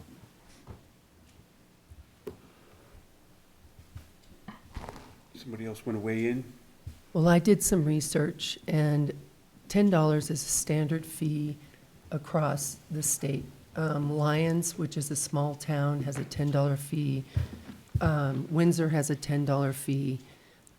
We're not out of line when it comes to that fee. In fact, if you remember, my fellow trustees, the initial recommended fee was $29, and we all couldn't stomach that. That was way too much. And so Katie graciously explained that all we had to do was show good faith to the USDA, and we've already done step one, which is to create the enterprise fund.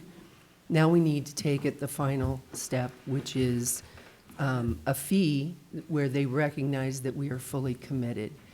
What's interesting is that if we can, in the next year, 2 years, get quite a bit of grant funding, because Nicole is quite capable at this, we can revisit the fee amount. And if we've been able to capture enough grant funding that allows us to address the top priorities, and we've been collecting a fee during those 5 years, we've got money to act on it. We're not overcharging people.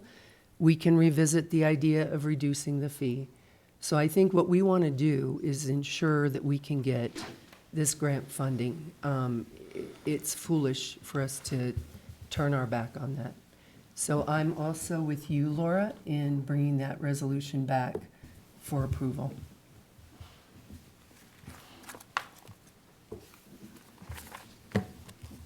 Thoughts? After you. I can start. I know we need to finance almost $5 million of stormwater infrastructure, ponds, retention, whatever, all of the whole shebang. I know we need $4.5 million, $5 million.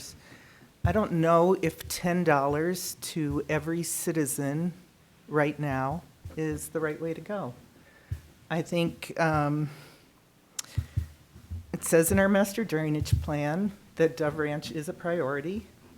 That is 1.5 million of that 4.5 million. That's a third of our budget. It's 830. Not when you get done with it. It has the total amount. 830. It's regardless of what the number is. It is not equally distributed among a third of the population for a third of the budget. Also, we have 32, 33 privately owned ponds that haven't been maintained. I would suggest, if we can, I don't know if we can, but could we show good fit, well, I think the first thing we need to do is partner with Dove Ranch and those ponds and say, okay, we need to do something about this. We're gonna charge you to do it ourselves unless you come up with an answer. Can we give them the opportunity to solve their own problem with us? We sent letters out, was it 22 or? Yep, we've sent letters out. Said you need to be maintaining all your ponds according to how they were constructed. We also gave the HOAs a heads up that this was happening and that we might be adopting a fee, and we would have the opportunity to either opt in and pay the fee and we would take it over, or continue to maintain it and their HOA does not. So we've reached out to the HOAs with all this. I mean, we can definitely do it again, but they What was the don't- response back? I've had one phone call, I believe, from Sunrise Estates questioning some of our stuff. And then Mesa Meadows, I talked to their board representatives who said that they were having people look at them, but that's it, that's all I've heard from.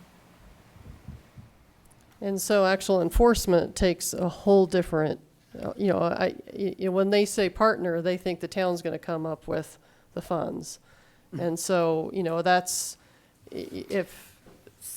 if you want enforcement, basically, that's a strong arm. And so, in other words, you go after, I'm just gonna put Clover 7, just because I don't think anybody lives there, right? Yeah. Let's not get too personal. One in every crowd. You basically send a citation to 54 owners and say, you either fix it or we're going to charge you $550. And you want to see Clover 7 show up to a meeting?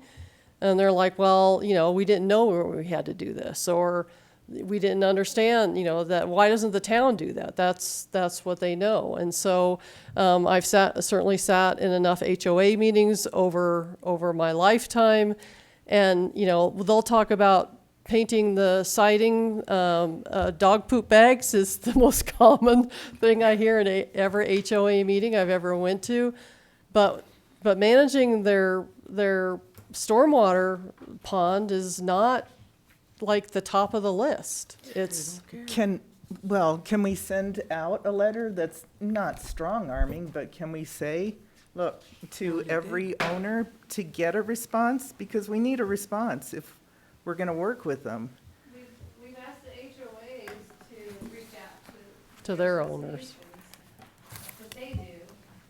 And, but again, we haven't told them what's been decided yet because we haven't decided on anything yet. But we gave them a heads up and asked them to reach out to their associations and have these discussions. I don't know how many have. I live in an HOA and they have not reached out to me to talk about this option coming up. Right. I know it because I work in the town. What about My a, HOA has not reached out. what about a written warning to kind of, like, not to strong arm them, but hey, this is important, let's update your, So you got to have a ponds. consequence. Is that, and that, if that's what you want, those are things that we could work on. So is it possible to get, okay, I have to stop now because I just feel like we have 3 board members that live in Dove Ranch, and they have a financial stake in whatever is decided. And So we're not making any the one thing decisions ab- right now, we're just discussing. I know. So. But I'm thinking about, like, so my next question or my next idea, and I don't know if this will work, I just am looking for alternatives besides just a $10 flat fee. We get the $10 flat fee, and we do Dove Ranch, and the rest of the town is saying, well, you didn't fix my stormwater. It's like, well, we got $1 million up there first.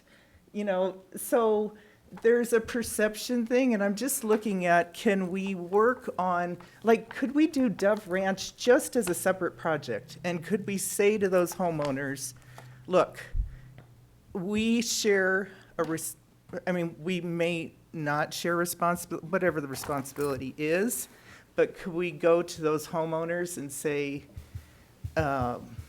would you be willing, or maybe not even would, I don't know have the an verbiage. idea. But could we finance the stormwater fee, or could we charge a fee? You wanna look at different fees for different neighborhoods? Is that what you're getting at? More phases, like phase 1 Dove Ranch, phase 2 the ponds, then we're on a level playing ground in town.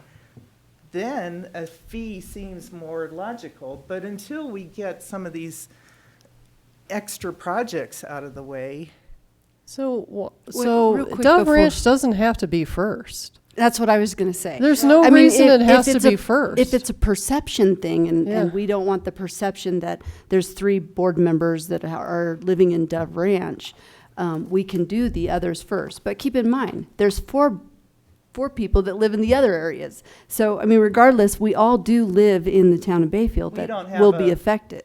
we don't have a financial, Yeah, so Los Pinos and South Mesa Avenue are Yeah, but just it's as not a $1 million. contributor to stormwater I mean, as, those are included, that's included in this list. I mean, let's look at all those items in the list and let's address those.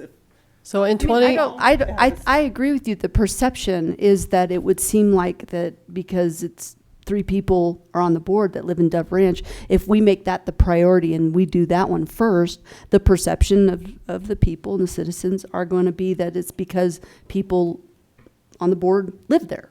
So I don't have a problem like putting somebody else ahead of it and doing the detention ponds first. I mean, in Dove Ranch, I don't think there were any homes that were affected where they actually had like water inside their homes like there were in some of the other areas. So take care of those areas first. I don't think any of us that live in Dove Ranch would care about that piece. No, You know, you know what I mean?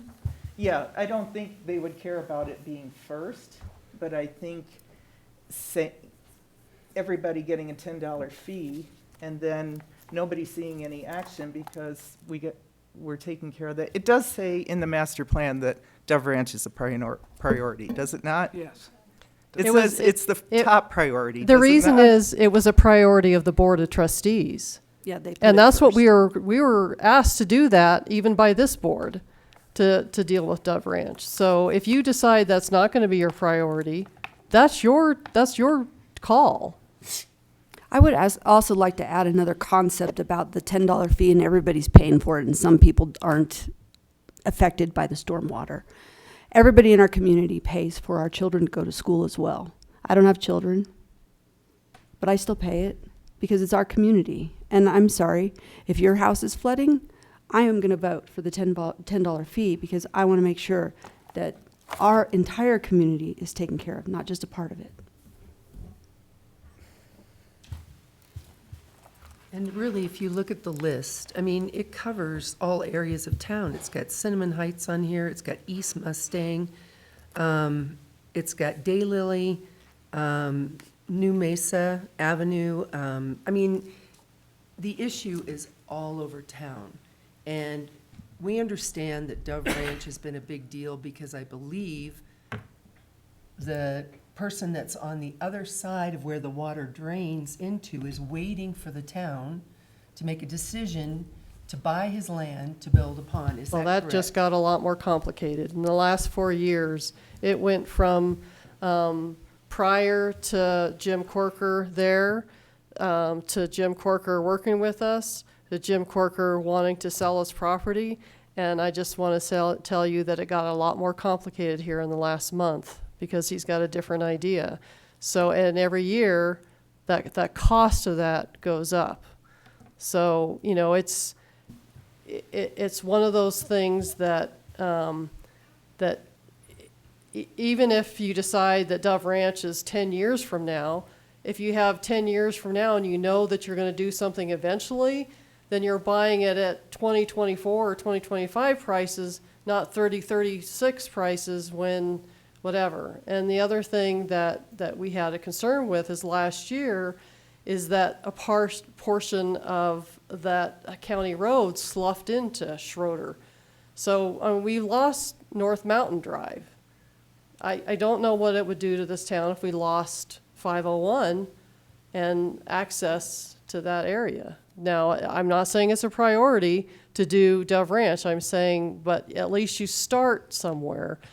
You know, I think a lot of the experience that I've had, probably Nicole has had, is, you know, somebody had a vision, put things together, and I said, you know, that'll never get done. And in my experience and what I've seen, I'm like, holy, they did it because somebody thought ahead of time to get that done. Dove Ranch, it doesn't necessarily have to be a priority. It's where we were directed by the boards that we've been a part of. And I do want to say, Katie, I worked for a bank that held the note on Dove Ranch, and they were stuck with it as a liability, foreclosure. And it was a situation where there was a bond, and the town released that bond.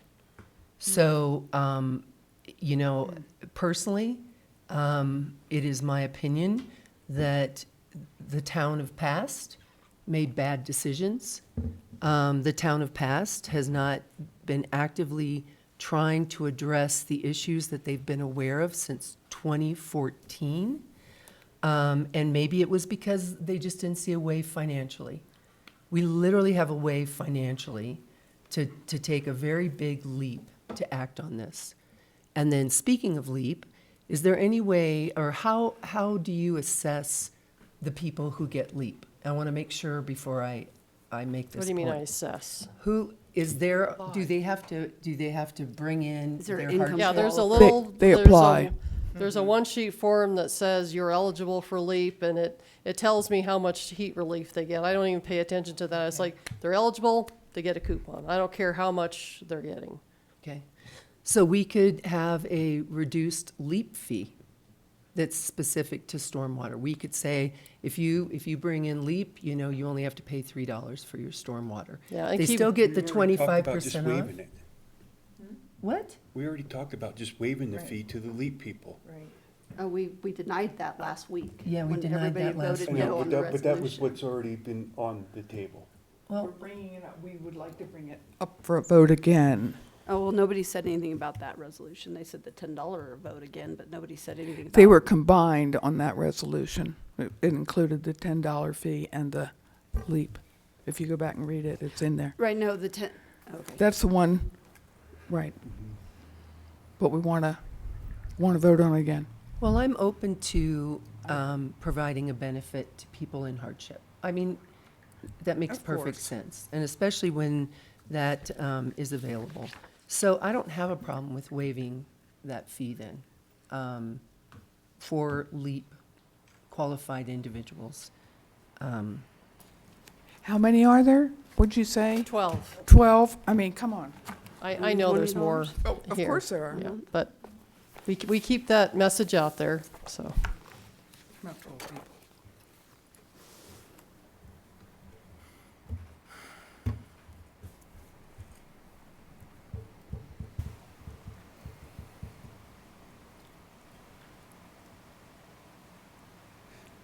I think I'm a little confused by this board.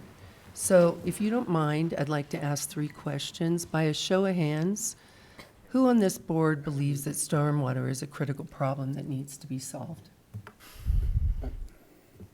I think we all I do. mean, I think We all do. agree that. That's We've why we're already all been here. through I'm that. just confused because She can ask for we're back clarity, at this gosh. meeting again when we had it there last meeting. Anyways, and if you believe it's a critical problem and you believe it's a top priority, if we don't do this, to Alexis's point, where are we going to get the funding? Where's it coming from? And are we going to kick this can further down the road? Because I assure you that if we wheeled in the thousands of dollars that this town has spent on stormwater over the years, reports, staff, wages, utilities, from the stapler to the ink on the printer, on all the paper, if you brought all that in here, could we have taken care of 2 retention ponds? I mean, I think that we need to act, because to keep putting it off is to make it more expensive and for the systems to further deteriorate and cause more problems. We have a real great opportunity right now that we should focus on. And again, we can go back and assess that fee once we know what kind of funding we're getting from the grants. But without that, without good faith and showing that we're committed, it's our money. Believe it or not, that grant money is our money. We all pay taxes for that grant money. The federal government had it. Guess what? This is the first time that we can get our money back to do something good for our town. If we don't spend it, it'll just Another go to town Denver, will. yeah. Another town will. What would be the process to bring this to a vote again and stop talking about it for another meeting? What would be the process? Well, maybe the combination of the $10 fee and the waiver of utilities was two combined. Maybe two resolutions, so it would be drafted brand new, one would be a $10 fee for the stormwater enterprise, and the other one would be addressing the utility relief fund for those that are eligible for LEAP. Could we do that? That's your request, so I'd be more than happy to. Could we do that? I just think that each area should pay for their stormwater that they're responsible for. And just to clarify, Kat, the issues that are in the town, and I'm talking about the private ponds. I don't think that the town, I know that they're all combined. It just doesn't seem right that everybody should pay equally for private property. I'm gonna pay for my private property. I'm gonna pay my stormwater responsibility on my private property. I know I need a new culvert. I have to pay for that.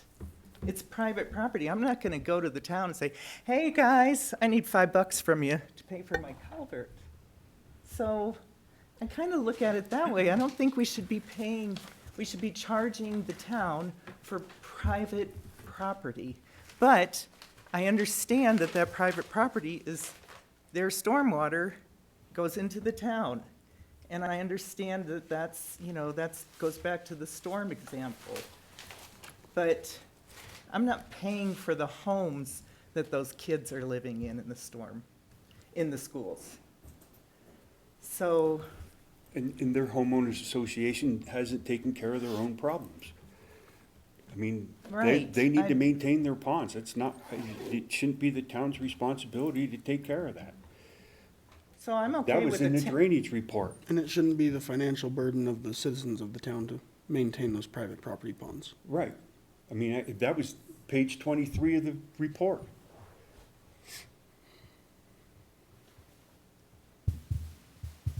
So I don't think we disagree that stormwater is an important issue to address, but I think it's also important how we address it too. Absolutely. Katie, can you remind me, you had explained why the private ponds would be a difficult thing to handle. Is it just policing those? Why were they included in the report if they were private? So, we'll just take Clover 7. What the heck? We cite the HOA does nothing. And then we cite each property owner. And there's 54 homes, there's, $10,000. Do the math, we're citing you for $200, basically, a property owner, and you're gonna get that on your bill. I actually did in 2021, determined what it was gonna cost if everybody in Dove Ranch paid their share of $1 million. It would be $43,478 per acre. The first one that's on my list is Blanca Huyona. Her annual cost, if over 20 years, would be $1,300 a year, excuse me, to cover. So it's over $100 a month for her to pay for that. So in other words, if that's what you would like us to do, we're more than happy to change the whole ordinance for enforcement issues. However, we're gonna have to pay somebody that has the experience, that understands what needs to be done. And we're not talking about, $100 an hour. We're talking about basically hiring almost a full-time code enforcement officer until they are brought up to compliance. And if you would like to fund that part, the $60,000 that $10 is gonna collect isn't gonna do that either. So if enforcement is gonna be, Clover 7, the 54 property owners are gonna be in here one day, and then the next day it could be Mesa Meadows, and the next day it could be somebody else. I live in an HOA, I'd certainly rather pay the $10 a month, because I know it is. I know that the old part of town, we have just as much flooding in the old part of town that has no HOA whatsoever. So, and that's a civil, between property owners. And every time I call Michael and ask him, we keep getting bugged about this, and we say it's a civil issue, they need to sue each other. Or we have a ditches that want us to deal with something, and so it's a civil matter, and they say, well, yeah, but the town's got to deal with that. Well, if you want an enforcement, that's your option. I mean, you have that option. You just have to give us that enforcement powers and then deal with the fallout. Well, and then there is a unknown quantity of costs to do that, to the town, therefore to the taxpayers.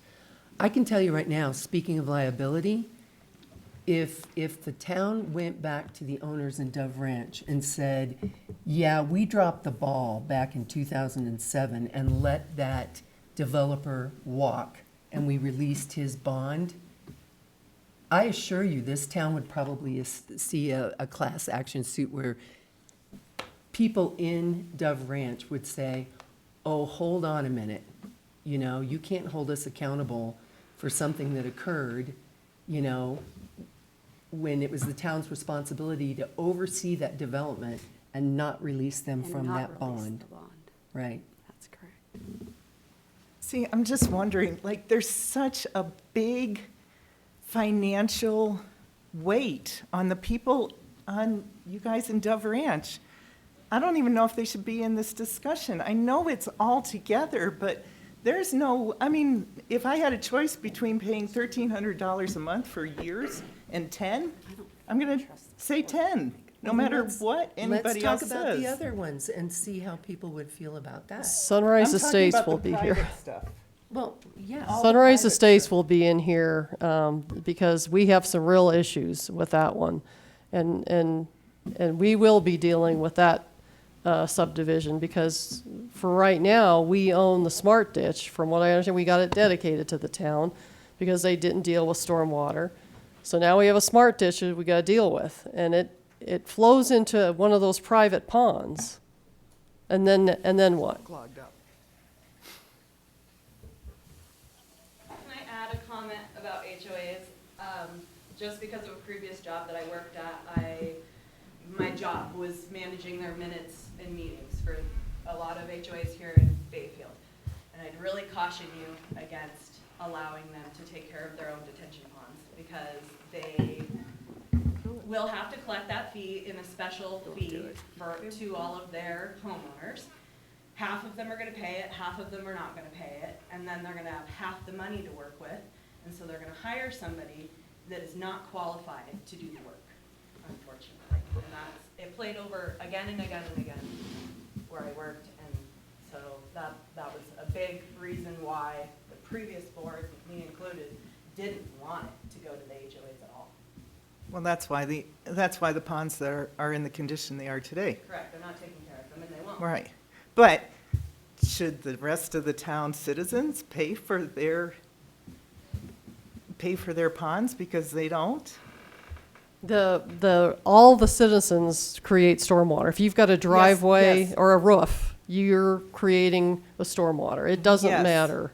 So, yes. Correct. And some of the major issues that we've been dealing with is on South Mesa Avenue. That's some of the majors. So there is no HOA. And so we've been dealing with that area. Well, the biggest problem on South Mesa is the pipe that the town put in. It's not from there was never a problem on South Mesa till the town put in the pipe that was too small going through the park.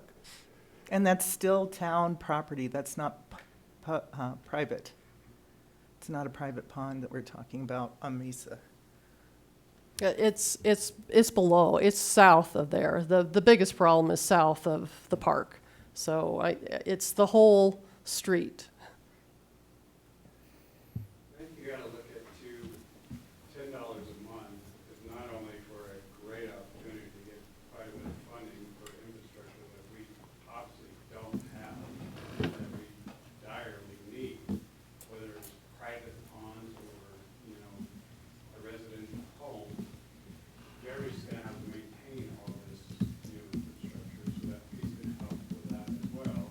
And for me, I mean, people that need leak, well, I mean, use it, but $10 to keep my house from flooding and have to call an insurance company and pay a deductible and fight to get somebody to pay for something that was damaged, it's a no-brainer. I mean, we need the infrastructure, the fee helps us get there. You can't mix up the rate, it's gonna have to be a standard rate across the town. You can't say, well, this place pays this place, it's gotta be set. You don't charge different for water other than the amount of usage, so you can't mix up the rate. But we need this, and either we're gonna finance it, we're gonna need grants, which we know we have to pass this fee to get a grant. And I don't think we're in a position to finance to do $2-3 million of infrastructure and have his department maintain it without a fee. $10 is affordable. 30, maybe not too much, but 10 for something that we obviously need.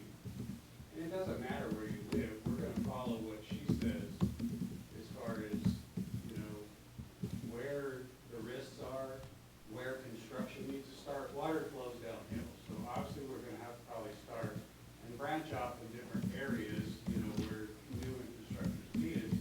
But we're gonna go by her recommendation, the expert. We don't have to start, but we're gonna follow what she says. Well, one thing to, I think, point out, as I'm thinking through, like, trying to hear the conversation on the HOAs, if the HOAs have to stay responsible for their own ponds, then they pay to the HOA and they don't pay to the fee. Well, all our new development's gonna be HOAs. So essentially, who's gonna be paying the fee is everybody in the old areas of town that don't have HOAs. Because you're gonna say, HOAs cover yourselves, so none of the new development will pay this fee, none of the HOAs, so Mason Meadows, I mean, Dove Ranch is not an HOA, so I don't know how we would have to work on that one. But Mason Meadows, Cinnamon Heights, Sunrise Estates, all the Clover Meadows, that's a big chunk of our residential that wouldn't even be paying a fee. So then you're gonna have a lot less people paying a fee to try and cover all the other infrastructure in the town that's not an HOA. And then Bayfield East is gonna be HOA, Haga is gonna be HOA, the new Cinnamon Heights is gonna be HOA. So all those then will be responsible for their own ponds, but they're not gonna pay the fee for the bigger community issues. And so all the stuff in our streets and everything that we need to also fix is gonna be now paid by anybody who's not an HOA. And the HOAs don't pay anything. So I mean, I'm kind of Yeah, yeah. devil's advocate Right. because that's what I'm So, hearing. but I'm saying, like, at this point in time, we have a list of problems. We have private homeowners and non-homeowners drainage issues. Or homeowners associations and non-homeowners associations. I'm not saying a different fee. I'm not saying they don't pay the fee forever, but I'm saying I don't know what the fee is. I just am at this point, I don't think that because those ponds, at this point in time, not moving forward, not new developments, they have been neglected and they have been not managed, and I don't think the citizens should bear the burden of bringing them up to a standard that moving forward, all of our other developments will be. And, you know, once they're brought up to that standard, yeah, maybe a $10 fee is where we start. But we keep talking about this $10 fee. It's going to 30 like that, okay? So let's just start calling it 30 and know that we're gonna do 10 to start. But it's not the fee so much as it is the phasing of the work and the going after the grants for that work, and how do we structure collecting fees to bring those, to help those private owners bring their ponds up to standard. Like, do we go after, I mean, I know it's gonna be a mess, but hey, we'll get some participation, I know it's gonna be a mess, but, we do the enforcement thing, we send everybody a bill for $1,000, and we say, well, if you wanna make it 500, we can go after grant funding. But your whole community has to say, okay, we're in for 500 each for the grant funding, and they might get that all back. But if they can partner so they have some skin in the game too, not just the town, if we could find a way to partner with them to help bring them their private property up to a standard that we can move forward from there with the stormwater. So grants are typically only provided to governments, local governments, and Right. so a private detention pond is not going to have the same ability to be eligible for, like, you can't get a grant to do your driveway, you can't get a grant to do your private detention pond. When it's public, it's got a different eligibility standard. We're getting a grant for a private builder. It's for the, It's a completely different. town had to apply for that. Right, so could we do And that? we require them to deed restrict, so we're requiring them to do something in order to Give them that money. so that we're not just handing it over. There's a contract, there's a process. So the Alexis- eligibility for a private pond, let's just pick on Clover 7, seeing as I'm picking on them all night long, is, they're going to come in and say, well, they're brand new houses. They should be able to afford to take care of their detention pond. It's a private pond. And so the eligibility is different. Now, currently right now, housing is such a critical need in our state. It's being managed a little bit differently, but there's still a lot of strings attached to it. It's got to be deed restricted. It's got to be a lot of things. And you can't, I mean, we can certainly contact, Patrick, some of the other funders, and see if they would fund private detention pond. Currently, right now, they have the forest money that if you would like to get fire-wise your house, but that money still has to come through a government. But those are very unique grants that will come up when the time is right, and that's because of all the fires that we've had in this country. Well, and I feel like you're hyper focusing on the ponds, and I understand why, so I say that respectfully. But I think if you expand the view out, I think we do want to collect $10 from everyone, and not give them a buy to manage their own ponds. And I'll tell you why. It isn't just the 6 ponds or 7 ponds, 2 of them that the town owns and the rest that are private. It is all the infrastructure. So it is all of our pipes and our culverts that are under standard, that are also causing issues that back up and create issues within the ponds. So if you think about it for a minute, if we collect $10 from everyone in town except those who need financial relief, then we're saying that all of us, every citizen of this town, every community member of this town, is going to be responsible for their infrastructure, just like we want somebody responsible for plowing our roads, just like we want somebody responsible for cleaning our water, for handling our sewage. It includes everyone, so it means that we just don't focus on the ponds, and we lose funding from everybody that will allow us to do the big picture. And again, the fee right now is just to launch us into an opportunity to work towards these grants. So if you focus on the grant and we get down the road and the town says, you know what, we don't want the responsibility of these ponds anymore. We can rewrite the resolutions or change things. If we need to reduce the fee, we can do that. So this is just a point in time, and we're not even looking at doing all of the work. We're not looking at do all the work tomorrow or 3 days from now or a year from now. The fact of the matter is we need to start to get the funding in so we can begin to take action. And when you talk about showing up for the people, when they see, because we will immediately have money, when they see us doing work, they're gonna go, whoa, the town's on top of it. There's a great benefit to that goodwill, that we're being responsible about things that we need to be responsible about. So just set the ponds down for a moment and try to imagine that we're able to collect a fee from everyone, and we can manage their ponds. We can ensure that their ponds are not further causing damage downstream to other people's homes. So now we're looking out for everybody. We're not just looking out for a few chosen few.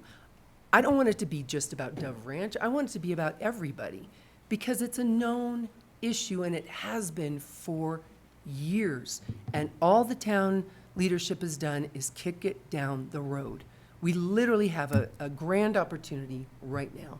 So things can change. We can modify things, but right now I think we should capture everybody in that fee, because we still have pipes to replace, we still have culverts to replace.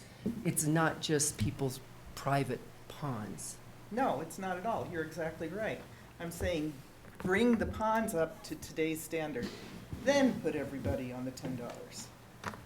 Then we make, because then everybody's playing on a level field.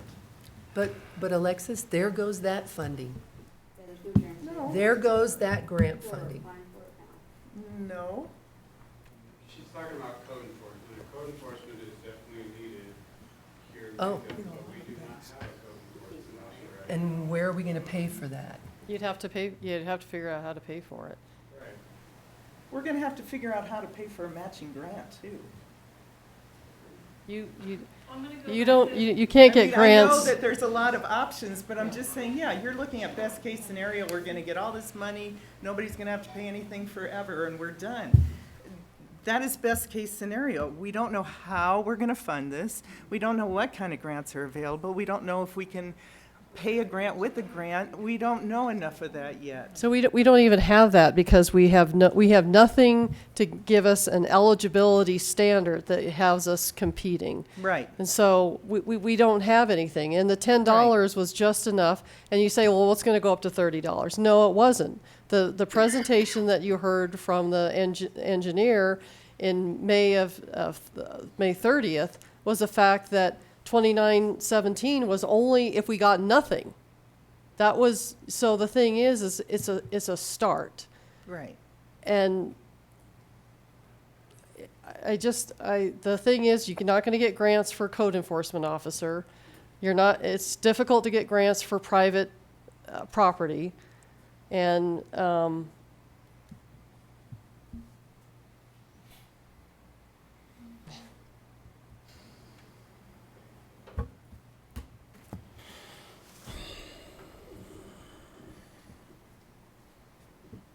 on the fence.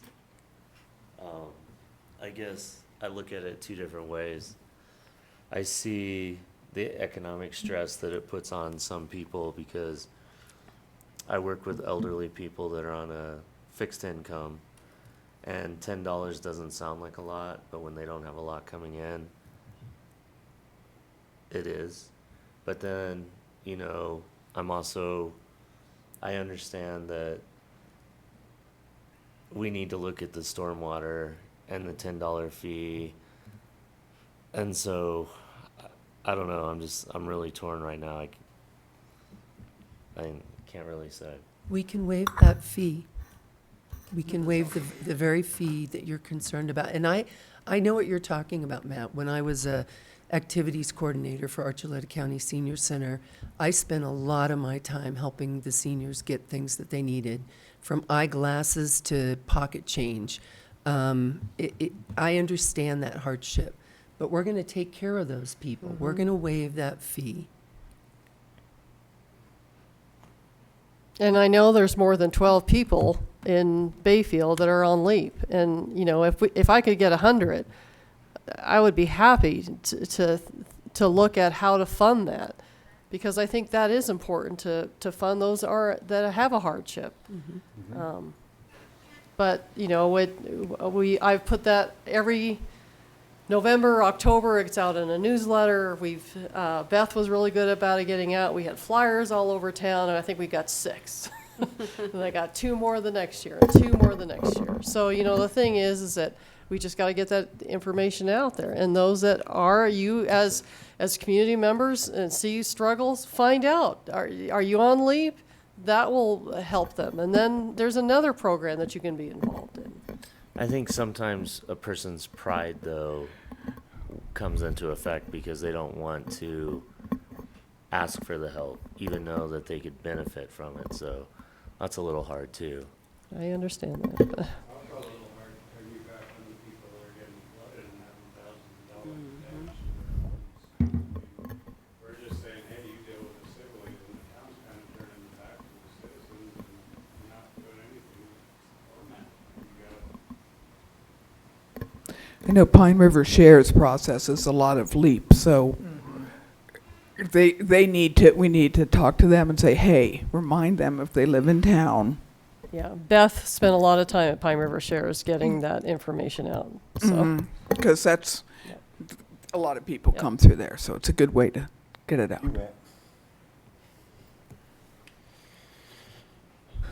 Jumping back and forth on this fence here. I'm kind of like you. I don't want to.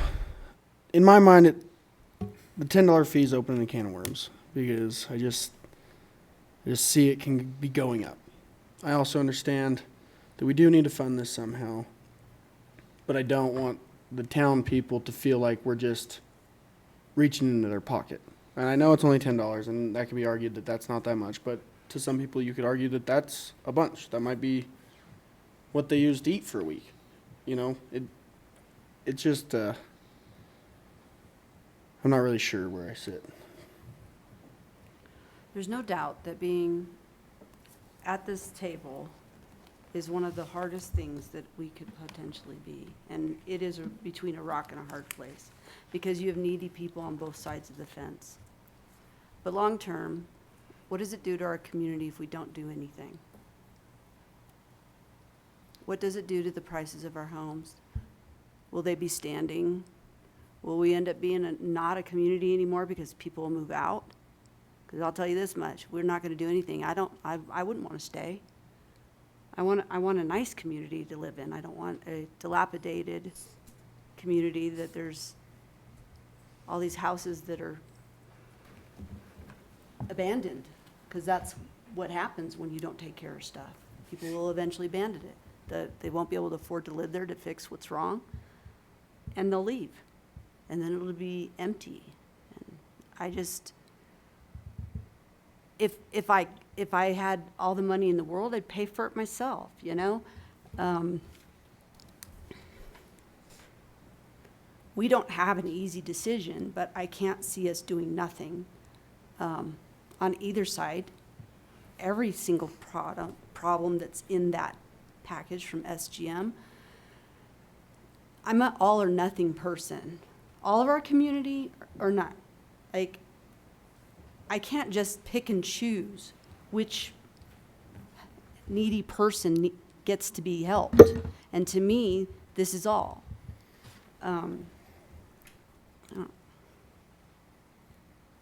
I wasn't saying to do nothing. Oh, no, I wasn't, that was not in response to what you were saying at all. That was purely my own thoughts and process. It has nothing to do with anybody else at this table. That's how I feel.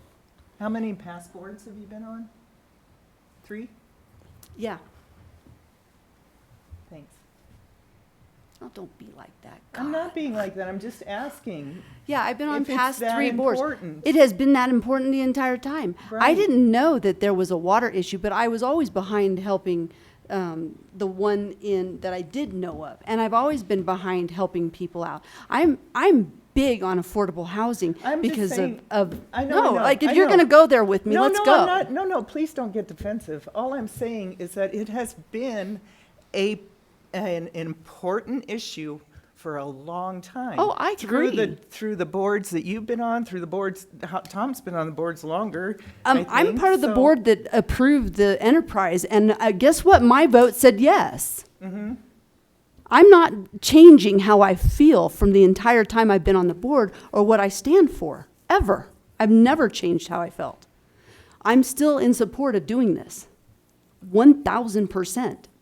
So past board or not, how many boards I was on, I was always for this. Yeah, I'm not, I'm just saying, it's been continual, and you are an active person. You're not a standby and not do anything. So I'm just saying that it's been, when you say the town, we're not doing anything, we are doing something. We're just not taking any action at this very moment. We're trying to hash it out. It's a tough decision.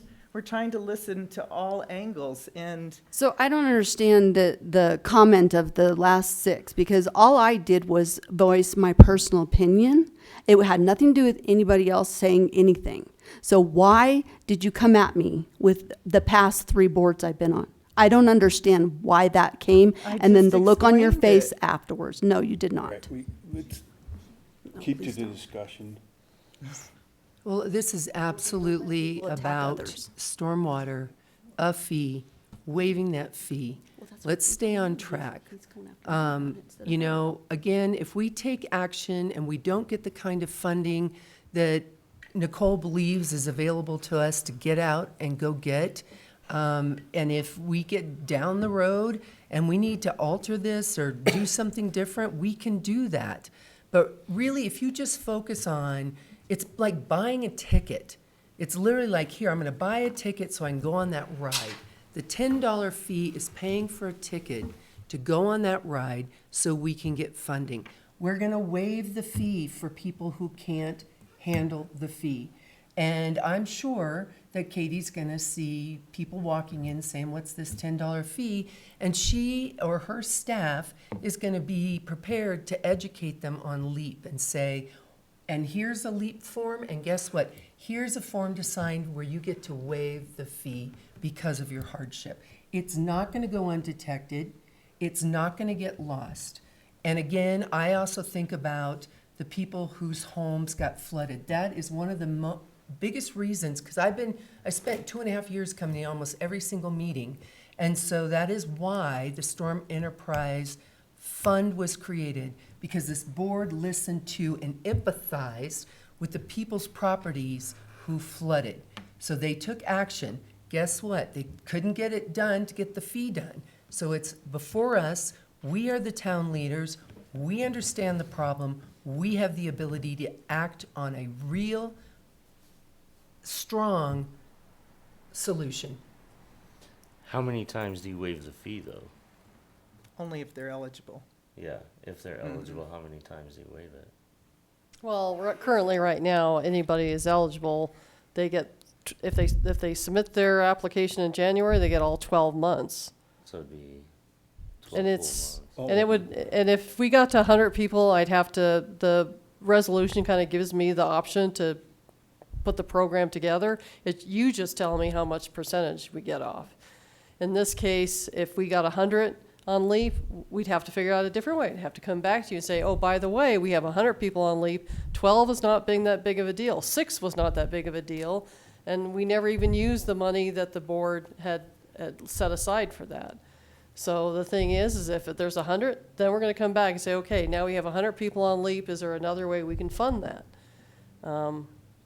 Those are things. And I understand that there are citizens that feel prideful that they don't want to ask for help, but that's what we're really here for. We're here to help those that can't afford it and those that are being impacted by stormwater.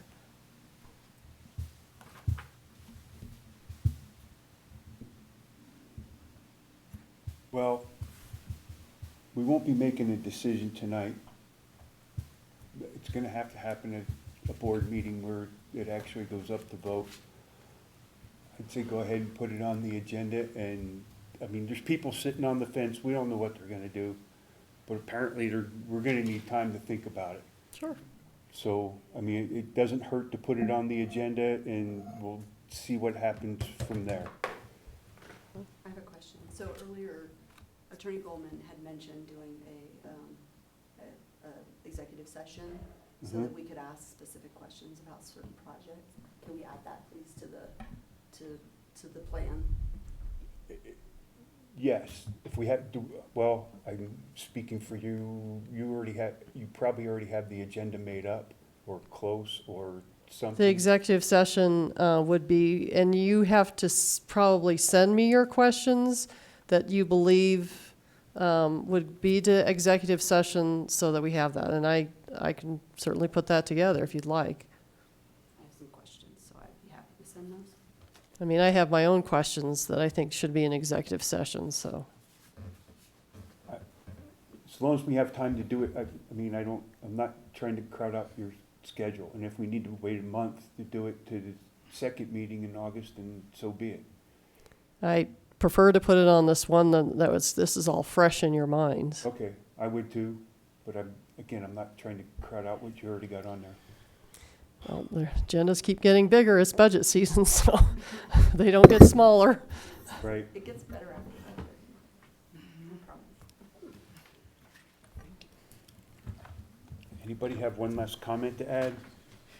So the executive session will be a part of the August 6th. That's correct. Yes.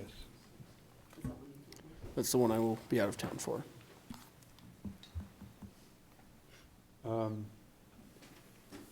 We get to do this all over again tomorrow.